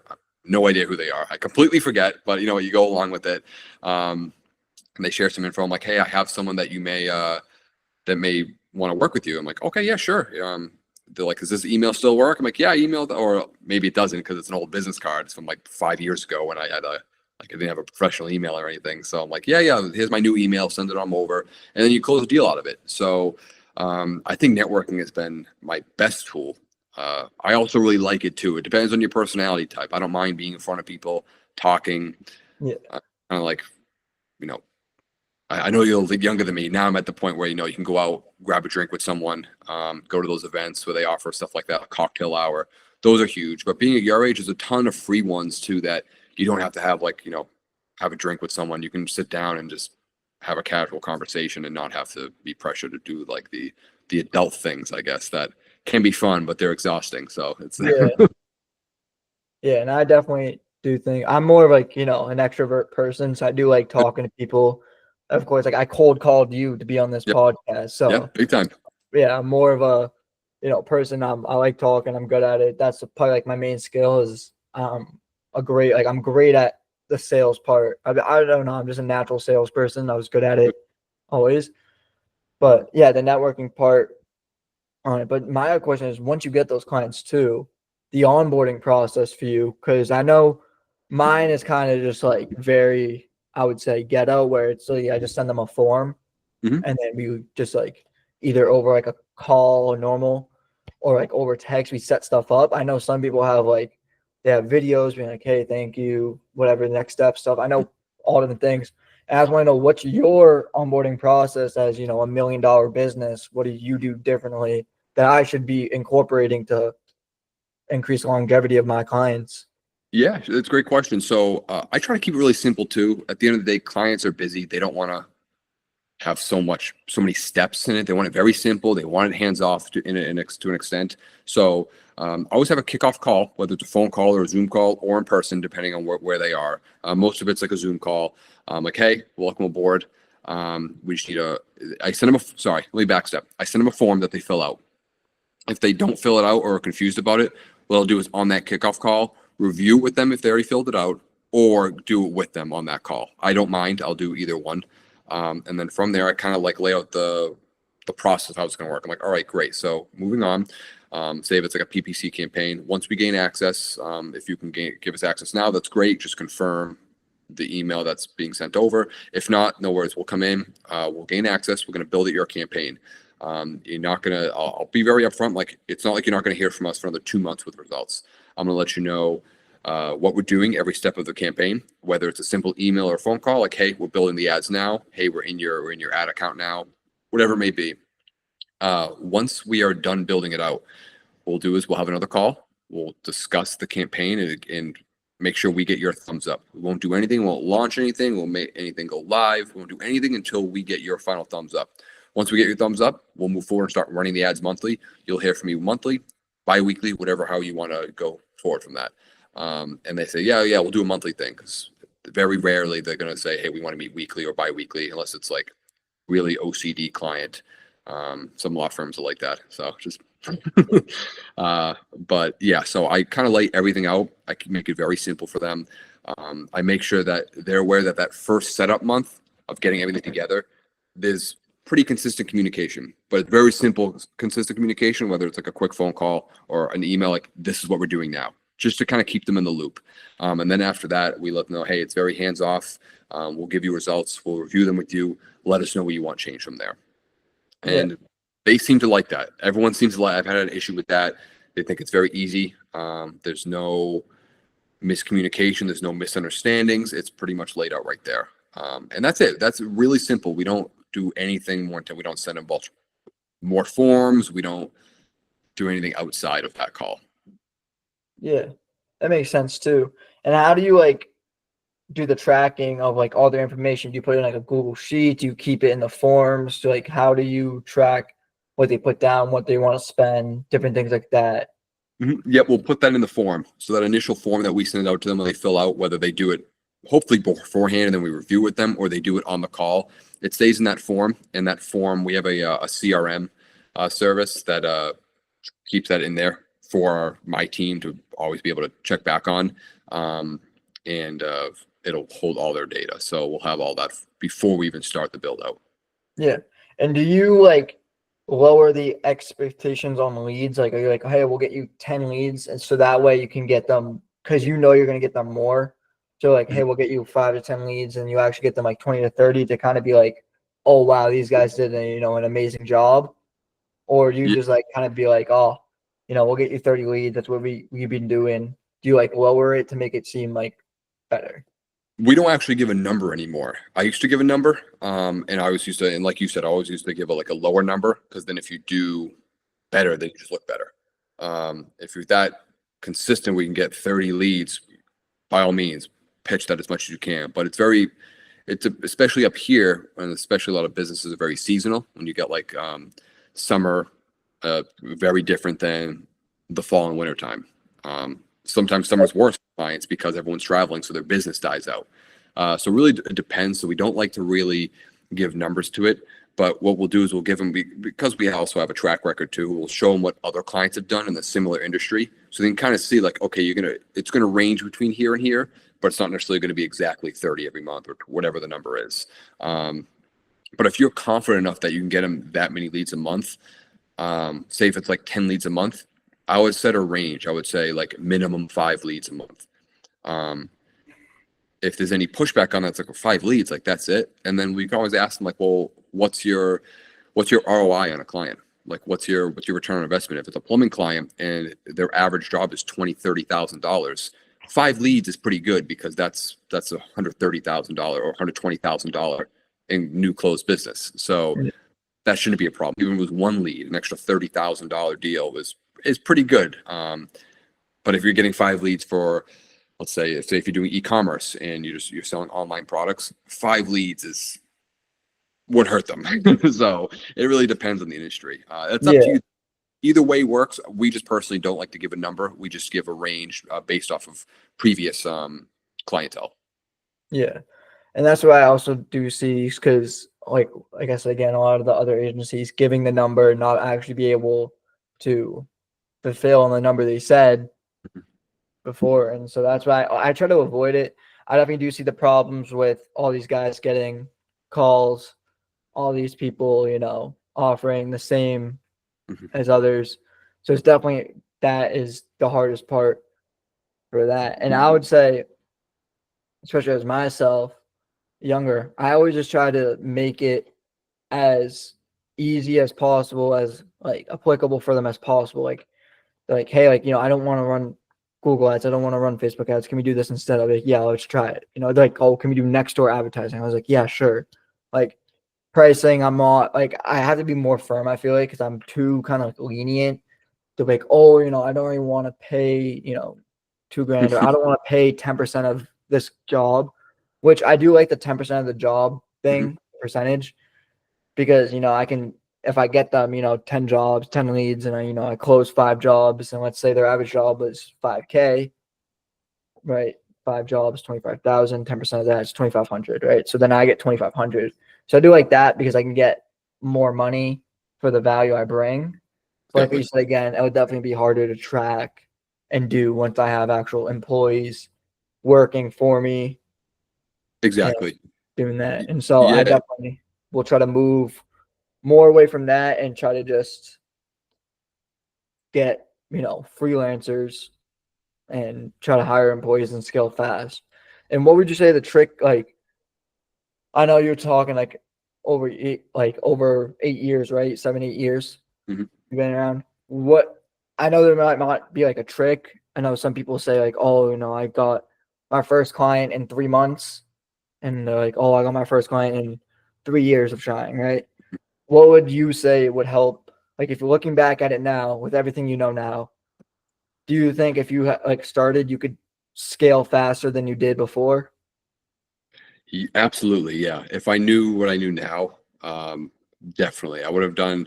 I mean, like I said, the mistakes are all part of the learning experience, and it makes you not do it again, 1, and 2, just learn a different route. But yeah, I definitely probably would have scaled a little quicker. I had a little crazy mishap in between called COVID that really put threw a monkey wrench into the mix for sure for a lot of businesses. When COVID hit, I was my 3rd year. So if I didn't have COVID hit and it just kind of went through, I probably maybe could have hit the mark I'm at now maybe in like 4, 5 years rather than the 7-year mark. So yeah, I definitely pushed back a little bit of time, but I know businesses also flourished during that time. It's how you really handled it. I was also young, didn't know anything, but yeah, I think going back, I definitely could have scaled up way quicker, knowing what I know now. Yeah.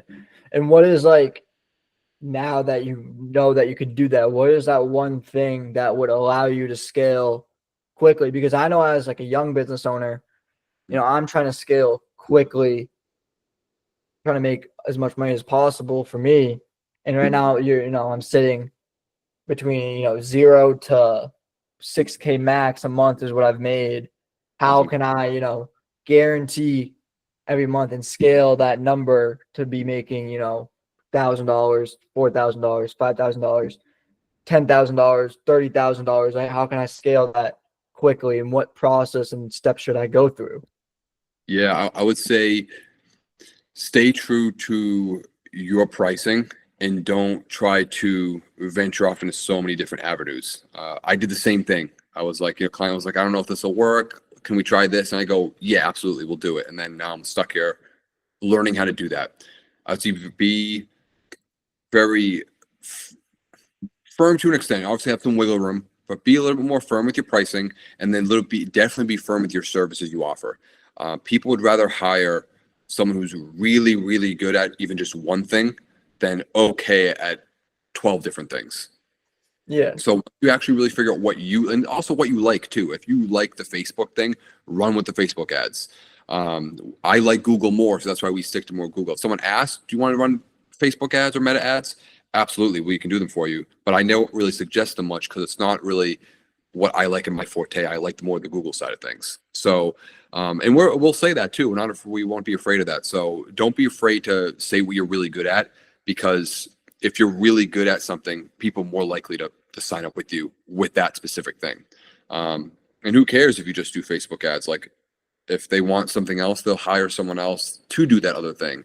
But if they're confident with you and just the Facebook side, they wouldn't mind spending money with you. Yeah, I watched this guy, Ben Heath, on YouTube. Mm-hmm. You might have heard of him. Yep.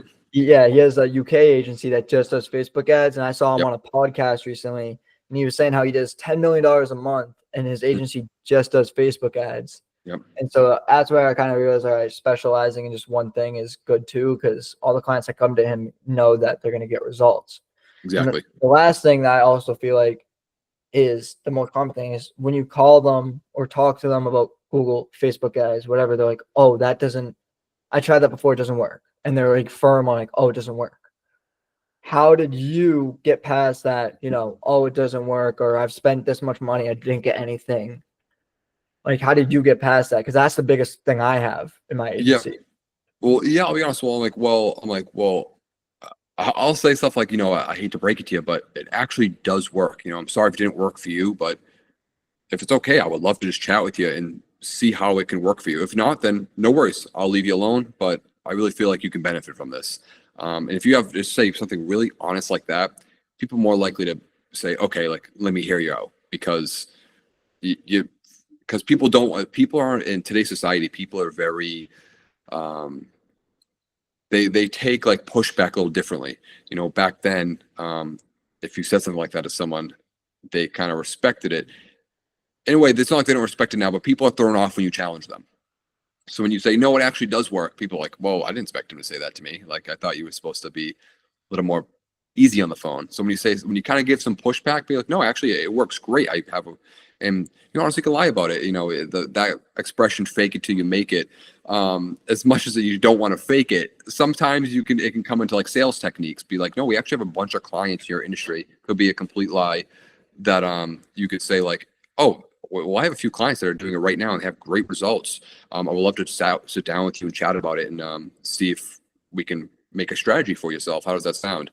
And see what they say from there. If they say no, like, no, F you, whatever it is, like, okay, fine. I don't want to work with you anyway. As much as I want your money, I don't want to work with you. But I think if you challenge them a little bit more on calls, they won't be so inclined to hang up the phone or say no. Yeah.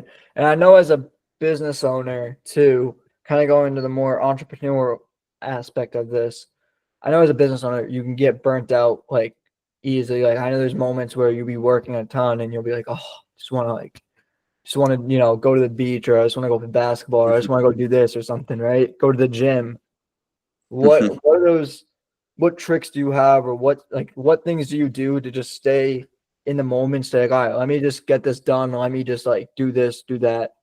And, you can just stay doing your agency, doing your work, even though like in your mind, you're like, oh, I just want to break. I just want to chill for a week or two and just. Yes. So I struggled with this for a while. So it's a great question. I didn't take a vacation from my agency until the past couple years, the past like year 6 and 7, when money really started, like, some good money starting to build up with my clientele. My team was really good. I didn't take a vacation. I worked all the time, and it's super unhealthy. It's not good. You get super burnt out. You're burning the candle both at both ends. My parents used to say that to me all the time, even when I lived at home too. They're like, "You're burning yourself out. You're going to burn yourself out." And it's like, I got to keep going. You need to have time, especially when it comes to health, like personal health, like going to the gym, super important. I even have it in my calendar now, my work calendar, a block of time sectioned off for going to the gym. Just so, because that's personal health, you definitely want to make sure you're doing that, because if you're not, then it's going to get a little crazy. Look good, play good. Exactly, 100%. Look good, feel good, be good. And then when it comes to work time, I'm at the point where I don't work weekends. I work Monday through Friday. Obviously, I'm always on my phone and I have emails. If an emergency pops up with a client, I'll answer if it's an emergency. But if a client emails me or tries to call me on a Saturday, even though my phone's right in front of me, it's ringing, I don't answer it. I can't answer anymore, because that sets a unrealistic expectation. Because once you do that, once you pick up that phone call on that Saturday or on that Sunday afternoon, and you answer it, they will always think that you're available on your Saturdays and Sundays. And that killed me, because I used to do that with everyone, calling them, answer no matter what, emailed back no matter what, as fast as possible on my weekends. And I eventually no longer had a weekend. It was working 7 days a week nonstop, which you're doing anyway. So, but there's certain things you don't need to respond back to.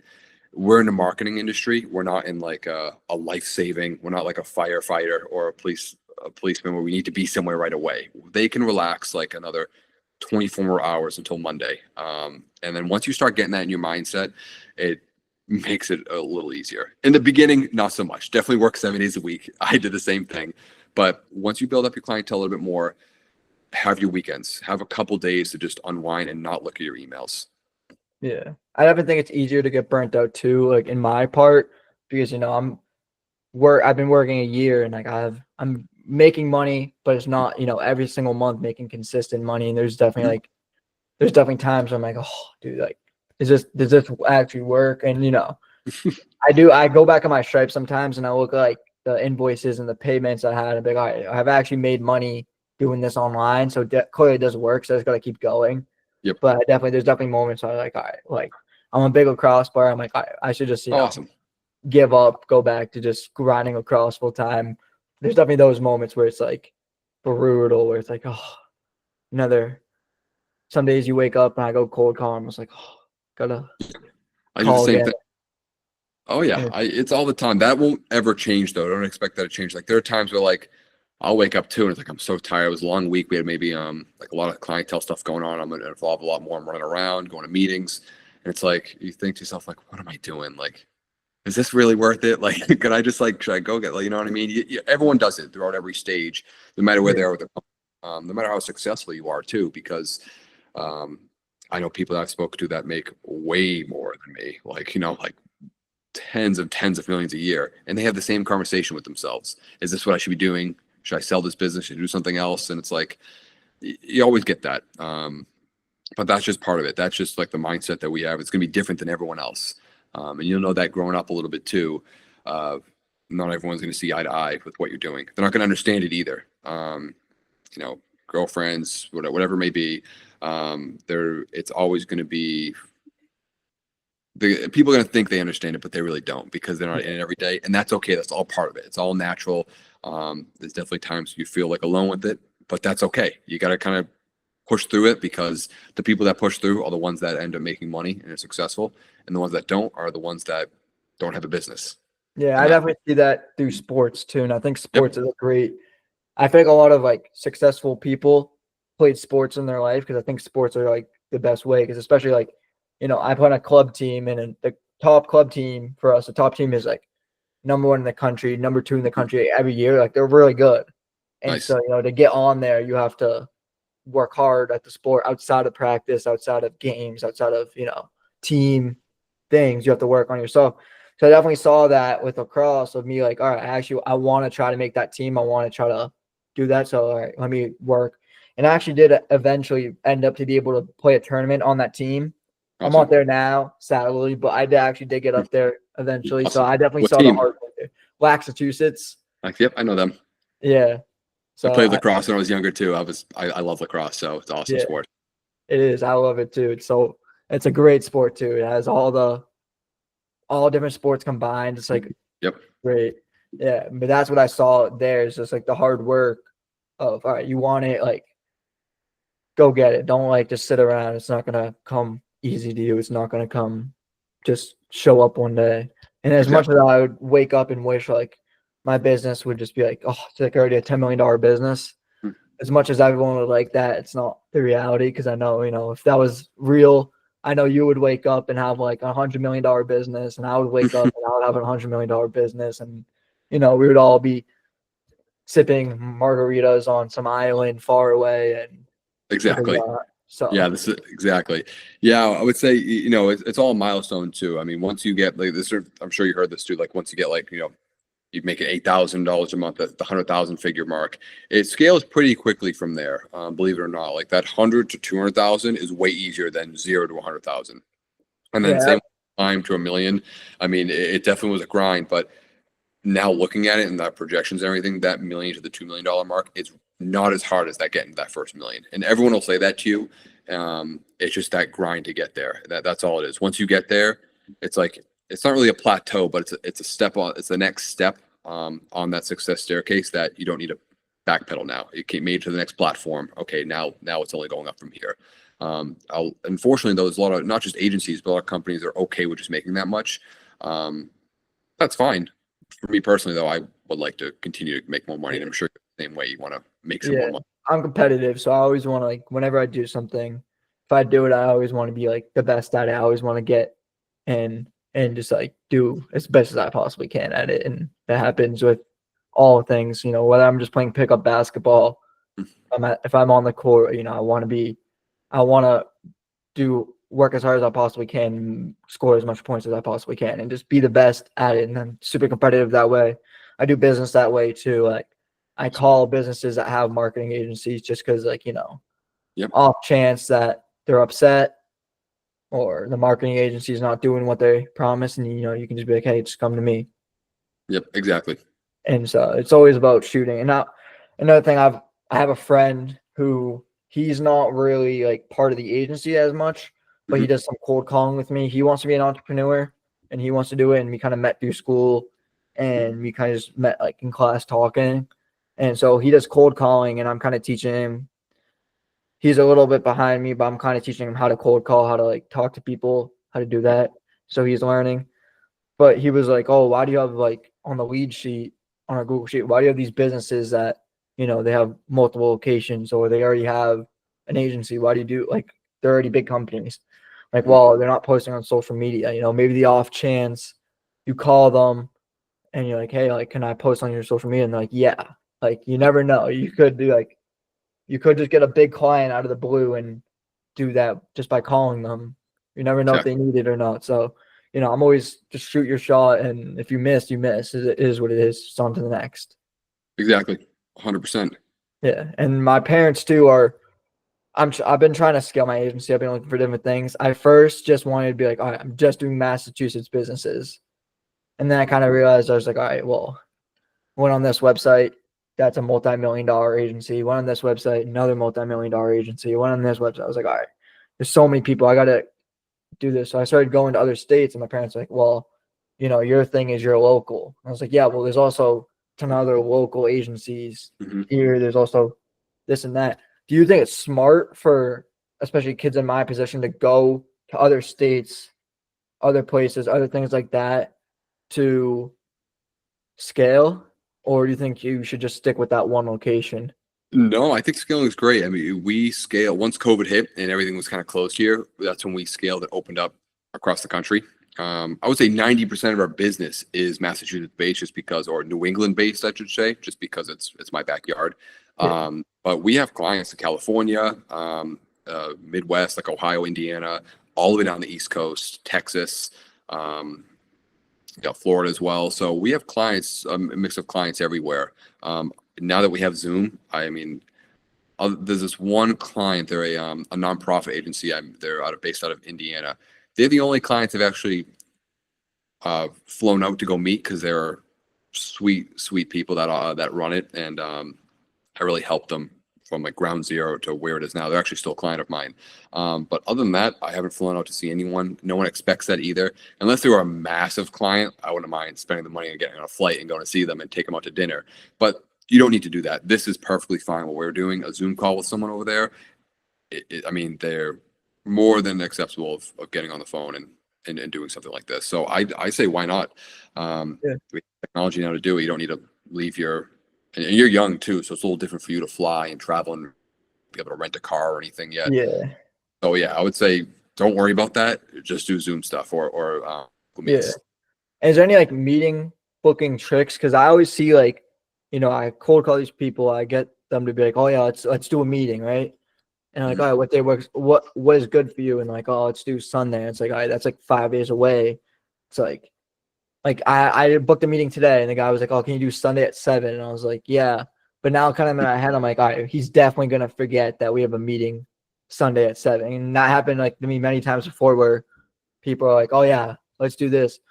Should I do it, like a day after I call them, 1 to 2 days after I call them? When should I schedule the meetings to get the best show up rate? Because the show up rate for most agencies, I think too, are just like horrendous, where like they like don't ever show up. Yep. I would say I always give 2 days that week if it's available for me. Sometimes I can't, I have to do the next week. But say if I'm like, hey, say if it's Monday, like today, I'm like, and I called you and it's like, all right, well, I have Wednesday or Thursday available this week. What works best for you? And they go Wednesday or Thursday, and I kind of go back because you're giving them 2 options now.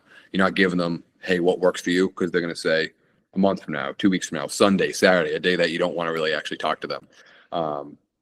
So if you give them 2 days, they're more likely to pick a day, pick one of those 2 days. If not, they're like, no, we really can't do this week at all. I'm like, okay, no worries. I have next week, I have Monday, give them another 2 options, Monday or Tuesday, anytime in the afternoon. Even if your schedule is completely empty from 9 a.m. to 5 p.m., say like, you want to make it seem like you're also almost make it seem like you're busy too. If you say like, oh, I have all day available, it's like, okay, now they like, okay, I am in control. I need to I'm going to take advantage of that. So if you kind of make it seem like you're in control of the conversation, make them feel like they're in control by picking 2 days, but you're in control by only giving them 2 days to pick from, and also only give them the afternoon to pick from. It's okay. Oh, well, I have Monday and Tuesday available. Then if Wednesday and Thursday doesn't work, I have Monday and Tuesday next week, anytime from 1 p.m. on. That way you're giving them a certain section of 2 days and then a certain section within those 2 days to make an appointment. They're more likely to be like, okay, I'll pick something on his time. And that's helped me. I still do that today. Yeah. And I definitely do think it's also hard with that too, is the gatekeepers and the people that like the receptionists that pick up the office managers, and they're like, oh yeah, well, like, oh, can you do it with can you book it with my office manager? I'm like, yeah, but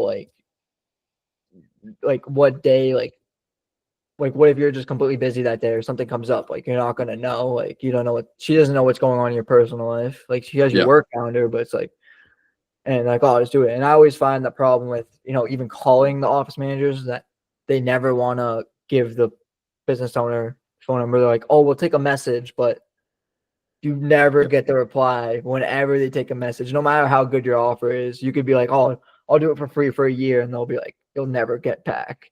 Yeah. This is what I'll do is I'll still, as much as it's not the best, I'll still try to book a time to meet with that office manager. I know it's not the business owner, but he's always going to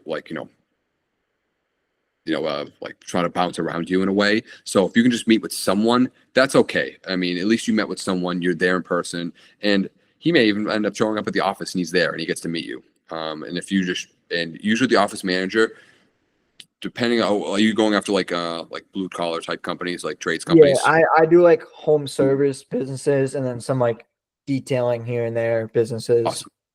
So usually the office manager, believe it or not, runs their company for them. Without that office manager, that business owner is most likely lost without them. The business manager, I mean, at the end of the day, the owner is calling the shots because he's writing out the check for you. But the office manager runs a lot more than you think. Without that office management, because just the nature of, just this home service based businesses, they're not good at that back end paperwork stuff and managing that stuff. They're really good at being in the field and doing what they do. So even meeting with that office manager can go a long way, because the office manager can be like, this kid's, Nick was awesome. He actually has some great ideas for us. Like, you should maybe talk to him. And then while you're there meeting with that office manager, it's like, all right, well, like, if this looks good, let's book another meeting with Mr. Business Owner as well. So it puts her on the spot. You're in front of her face. She's not going to be like, most likely she's going to be like, no, get out. That'll never happen. If they do, you don't want to work with them anyway. That's terrible. If they kick. So I still think even meeting with that office manager is fine. I still do that. I'll still meet with like the office manager or the director or whatever, and then it'll lead to the business owner, or the business owner or the director or manager will be like, they were awesome. Report it to the owner, and the owner's like, all right, like, if you think he's good, do whatever you want. And I'm like, okay. I actually just closed one not too long. I just closed a heating company this week. Just met with the office manager a couple times. She loved me, and the business owner actually called me up and was like, hey John, like, I know you've been meeting with Christy a lot. Honestly, she says she says everything you're doing is great. I trust her. Meet with her. You're good to go in my book. I'm like, we don't need to meet. I'm running around. I'm way too crazy for this right now, but I know we need it. So go for it. So I'm like, okay, I appreciate it. So I meet with them on Friday. I close the contract with them. I'm meeting with her on Friday. He may be there or not, but I'm just going to move forward with just her kind of being the main point person. And that's okay. So you think like on cold calls? Because I mainly, like, whenever I get the gatekeeper, I get the receptionist, I'm like, hey, can I talk to the owner? Can you take a message? How should I go about that now, knowing that I can talk to the receptionist? Should I ask to like talk to the owner, or should I ask to just book a meeting or try to like whatever appeal an offer to them that looks good and meet with the receptionist? You can still ask to meet with the owner. I think that's okay. You still want to meet with like the decision maker. Hey, I'm just calling to see if the owner's available, or if you know the name of the owner. Hey, I'm looking for so and so. You can always lie like he or she is expecting my call. If you say that, it's like, oh, they're expecting the call. I'll patch him through. And he gets on the phone. He goes, hello, and he's confused. And it's like, oh, I just want to give a chat with you and introduce yourself. I've done that plenty of times, and it works, believe it or not. I've tested it where if I called one time, they said the business owner's not there. And then I called the second day, was like, hey, is Jim here? He was expecting my call. Oh yeah, Jim's right here, and patches me over. So you do little tricks like that. I know it's a little sneaky, but it is what it is. It's sales. But yeah, I mean, I think it's fine to ask for the owner if he's not there. I'm like, oh, well, maybe I can, maybe you'd be the perfect person to chat with. Looking to set up a meeting for this, and this. Is it okay if I come in and introduce myself? If you say it that way, it doesn't seem as pitchy. It doesn't say, hey, I'm coming to pitch you service and try to sell you. It's like, I just want to come and introduce myself. That's a little easier too, because it's like, okay, just want to come in, shake my hand, say, how you doing? That's people can settle with that a little easier. And ask for that also, because like the ones that I'm calling outside of state, ask for like, oh, can I just like, can we go on a Zoom meeting and I can kind of introduce myself and just show you what I do? Yeah, like exactly. I tell you what I do. I'm new to this area with my services. I just want to get to know the local businesses and see if I can maybe help to you and just introduce myself and go from there. And they say, yeah, I mean, you're also going to get the no's too with that. It's not always a yes, but it's a little more inviting. It's a little more relaxed. Their guard is not up as much because it's just an introduction call. It's not like, okay, I need to prepare to have him. He's going to try to sell me something. I need to be in defensive mode right away because I don't want to spend the money. It's all mental and internal that they're going through it, but everyone does it. So to kind of get them more relaxed and more at ease with what you're doing, it gives you a better position. It keeps you in control. The whole thing is a control thing. Let them think they're in control, but at the end of the day, you're in full control of the situation mentally. Yeah. And kind of like my final question is, what do you think the difference is between a 7-figure entrepreneur business owner where you're at and, maybe a 6-figure or a 5-figure, or even like a me where I'm just setting up? What's like the biggest difference in the thing that, like you said, like you scaled the thing that brought you from, 0 to 5 figures, then from 5 figures to 6 figures, and then now from 6 figures to 7 figures, and eventually, from 7 figures where you're at to 8 figures, right? Yeah. What do you think the difference between all those business owners, and what do they have in common? What's different between them? I think a couple things. One, I think it's a process. Their process is more fine-tuned and dialed in when it comes to their services, how they onboard clients. Everything is a process and written down and tracked. I think once you start doing all that, having a clear process with everything on the client side, on the back end side, it's easy because you can literally point out what's wrong or what isn't wrong, what's working, and adjust accordingly. So having a solid process, and that only gets better. My process still has a long way to go. Like you said, to make it to that 8 figure, which I want to get to, my process needs to be more fine-tuned than what it is now. So clear process. And then the other thing is, I think it's just a confidence thing. I think as you're in the industry long enough, I know it can be an age thing too, because I'm definitely more mature now than I was at 23 or 20 years old when I started doing marketing, and definitely different than when I was 16 years old, like yourself. But build that confidence. Even if you don't know the answer, don't say that I know how to do it, but be confident enough that you're going to figure it out for them, or have a solution for them, or be confident with yourself. I think when you're confident with what you do, it projects and people see that. I've had people the past few years now saying, like, there's like people that are my colleagues that are in other networking groups, people clients of mine that say like, wow, you're looking great. Like there's something different. What's going on? And to me, like, nothing's changed. I just think that I've becoming more secure with myself, with my business, and I'm confident about it. And I'm only going to get better and more mature as I get older. That's always with it, but also as my company grows and I'm growing with my company, you'll mature a lot faster being a business owner than a lot of your peers around you. And I think people will see that, and knowing that, and just having that internal confidence and seeing that, I think will help you, because it'll project outward. If you don't feel it, even if you know you are, but you don't feel it, it's like, I'm nervous. I don't think I'm ready for that next step. It'll come out that way. So just be like, no, I'm ready for this. I'm ready for that next step. I want to do this. I want to do that. And even when it comes to talking to clients, no, we do this, or no, we don't do this. Yes, we do this, whatever it may be. That will greatly take you to the next step so much quicker. I wish I had that confidence when I first started out, because obviously you're nervous. It's like anything else, but that confidence will make the sale. Even if you're horrible at what you do, people will see that confidence and feed off it, and they'll want to work with you. Yeah, and did you have any like mentors growing up? Was there like that one? Because I have one person in Texas where he's kind of like a mentor, but he's mainly where I just like text him. I don't really Mm-hmm. actually like talk to him ever over the phone, but like if I have questions, I text him.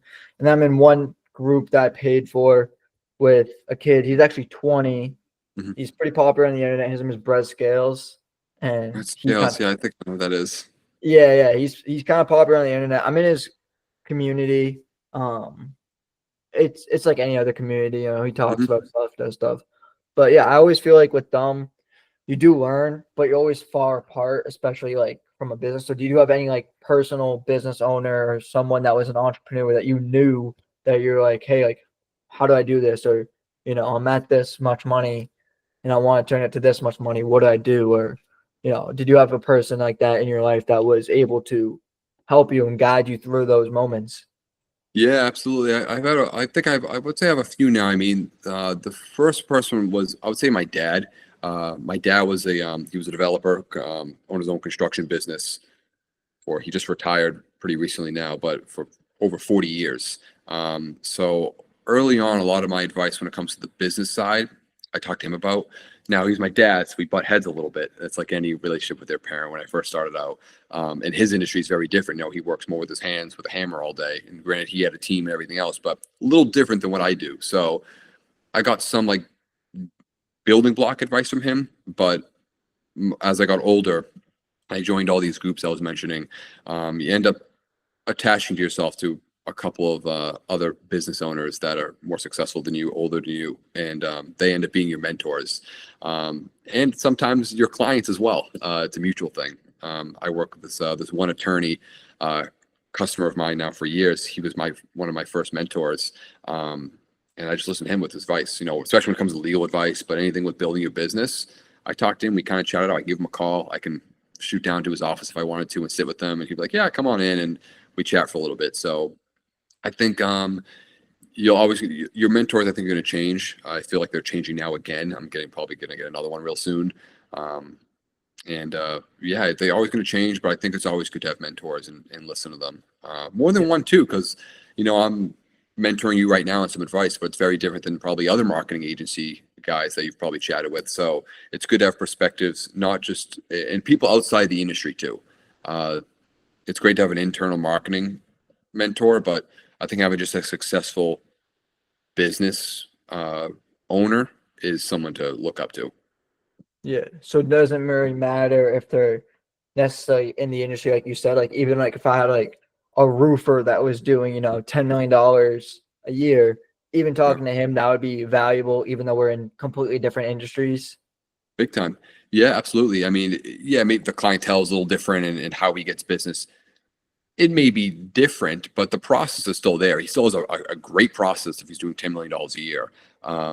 He's doing some type of marketing to get there. So you're a marketing agency, so that can kind of relate in a way. You can relate, like, even ask him like, what marketing worked for you? So when you tell him, oh well, Facebook ads really work for me, and he says that's like, all right, well, like, what kind of Facebook ads are you doing for your agency? And you kind of break that down.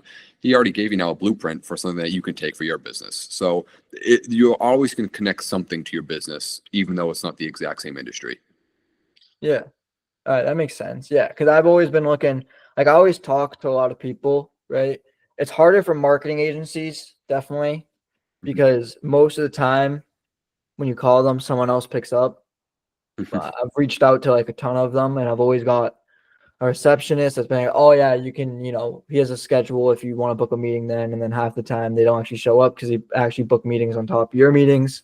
Yep. But with you at today, I wasn't fully expecting you to show up because I was like, all right, well, these guys I've talked to before, they're super busy. I understand, like, you're running $1 million business, so like, you know, I understand, like, oh, work comes first, clients come first, and so I was actually expecting you to show up.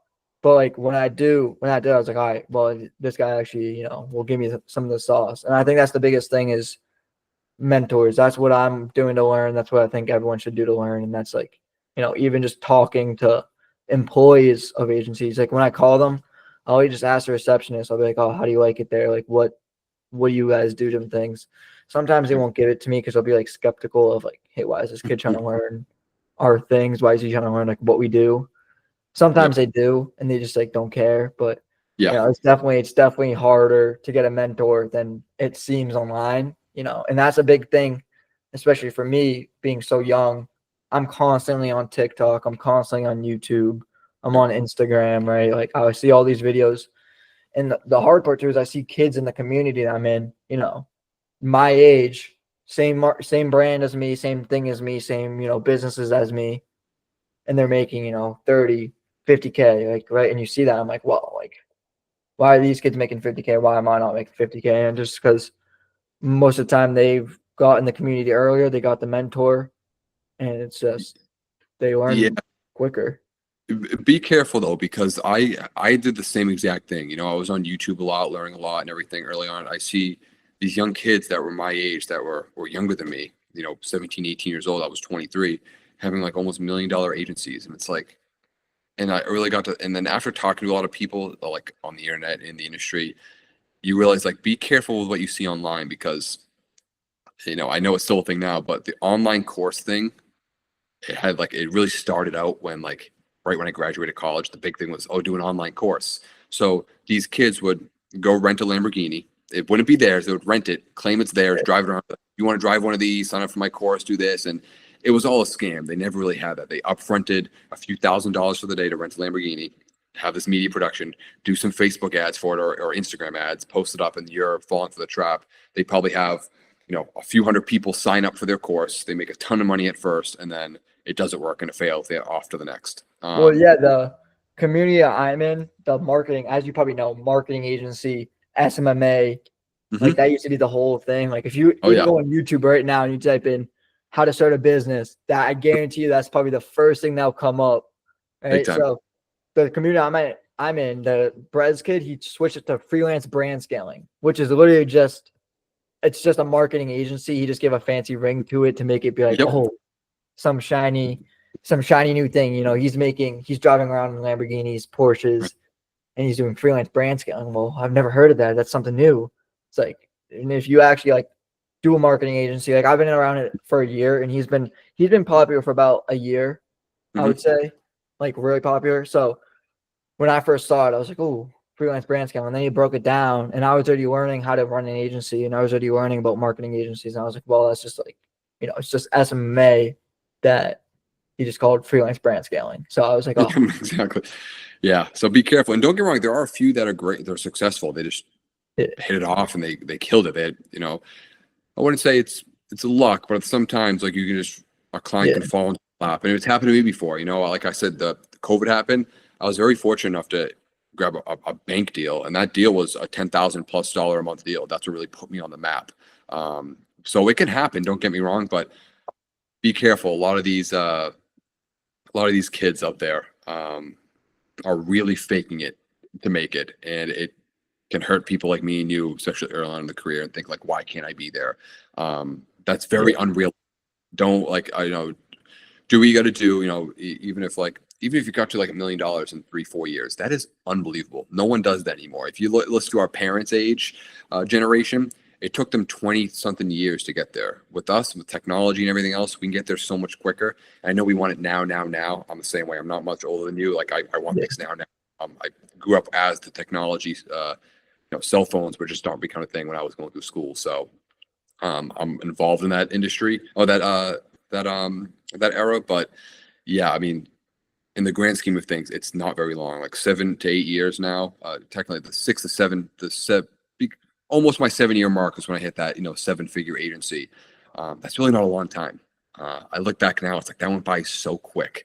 I wish it could have been sooner. Obviously, you want it in 2 years, but at the end of the day, you got to think on like a grand scheme of things. You're 16 years old. If you do that in 7 years, at 23 years old when I started, and you're at that point, I mean, you're looking pretty good. By the time you're 30, my age now, you're looking real, real good as long as you keep that momentum up. So I yeah. wouldn't worry about timeline or anything that really messes with your head. You just keep grinding it out and you'll get there. Yeah, and that's definitely like what I try to do on social media. My parents do definitely see a different. Like I told I was in a lacrosse tournament, right, in Long Island, Mhm. and I want to be a serial entrepreneur. Like I want to have all these different businesses. I see something on the street, and I'm like, well, actually, that would make a great idea, right? That would make a great business, or that would make a great thing, right? I want to have multiple businesses. And I was in the Hamptons, right? Because it's in Long Island. So like I was like, all right, we of course got to go to the Hamptons, look at the Yeah, houses, look at things. First of all, houses are crazy expensive there. Like a shed, crazy. a shed is like $3 million. Like I know. It's it's crazy money crazy. there. Yeah. But yeah, I was like riding around. I told my mom, and I was like, yeah, mom, I want to be eventually at the point where I'm making $1 million a month. And she was like, well, yeah, well, like that's gonna take you like you're gonna be like 50 maybe by the time that could possibly happen. I was like, well, it could happen a lot quicker. She's like, Hmm. yeah, but and she said the one thing that I took definitely from my dad and my mom was they said, make your goal, but expect to like exceed. Because if my goal is $1 million a month, right? But I'm really looking at in my head, in paper, it's $1 million. My head's like 10 million. I want to make 100 million, right? Once Yep. I get to the million, I'll be like, all right, well, now I won't feel as much as that goal, but then I'll be like, all right, go to 10 million. So they always kept me like, achieve for the most you can get possible. And so that way, if you don't achieve, if I'm going for 100 million, like, yeah, but I hit $1 million a month. Like I'm still at Mhm. $1 million a month, right? That's still a lot of money, right? Exactly. Even though I'm not 100 million yet, I'm still at $1 million, right? So like they always told me like whatever your goal is, look past it. So that way when you do hit it and you do go past it, you do be like, all right, I'm just actually like I did my goal and there's still more I can do. And so that Yep. way you never feel like I made $1 million. Like what do I do now? Yep. Right. Exactly. And she said that $1 million shouldn't be my goal because everyone, like my parents are a millionaire. Like a lot of people are millionaires nowadays and a lot of people are like that nowadays. So Exactly. Yeah. $1 million doesn't get you much anymore. I know you're young, but especially in Massachusetts, you can't get anything. You can't get a house for $1 million anymore. yeah, Under $1 million. And if you want a nice house in a nice area, I mean, it's big money. So you're right. Everyone can make $1 million. And it's how to become like a 10 millionaire, 20 millionaire. It's yeah, that next that you need to look for. yeah. But yeah, other than that, I mean, that's all I have for today. So thank you for joining. And Scoop me duck, got one of my rooms all flooded with gold.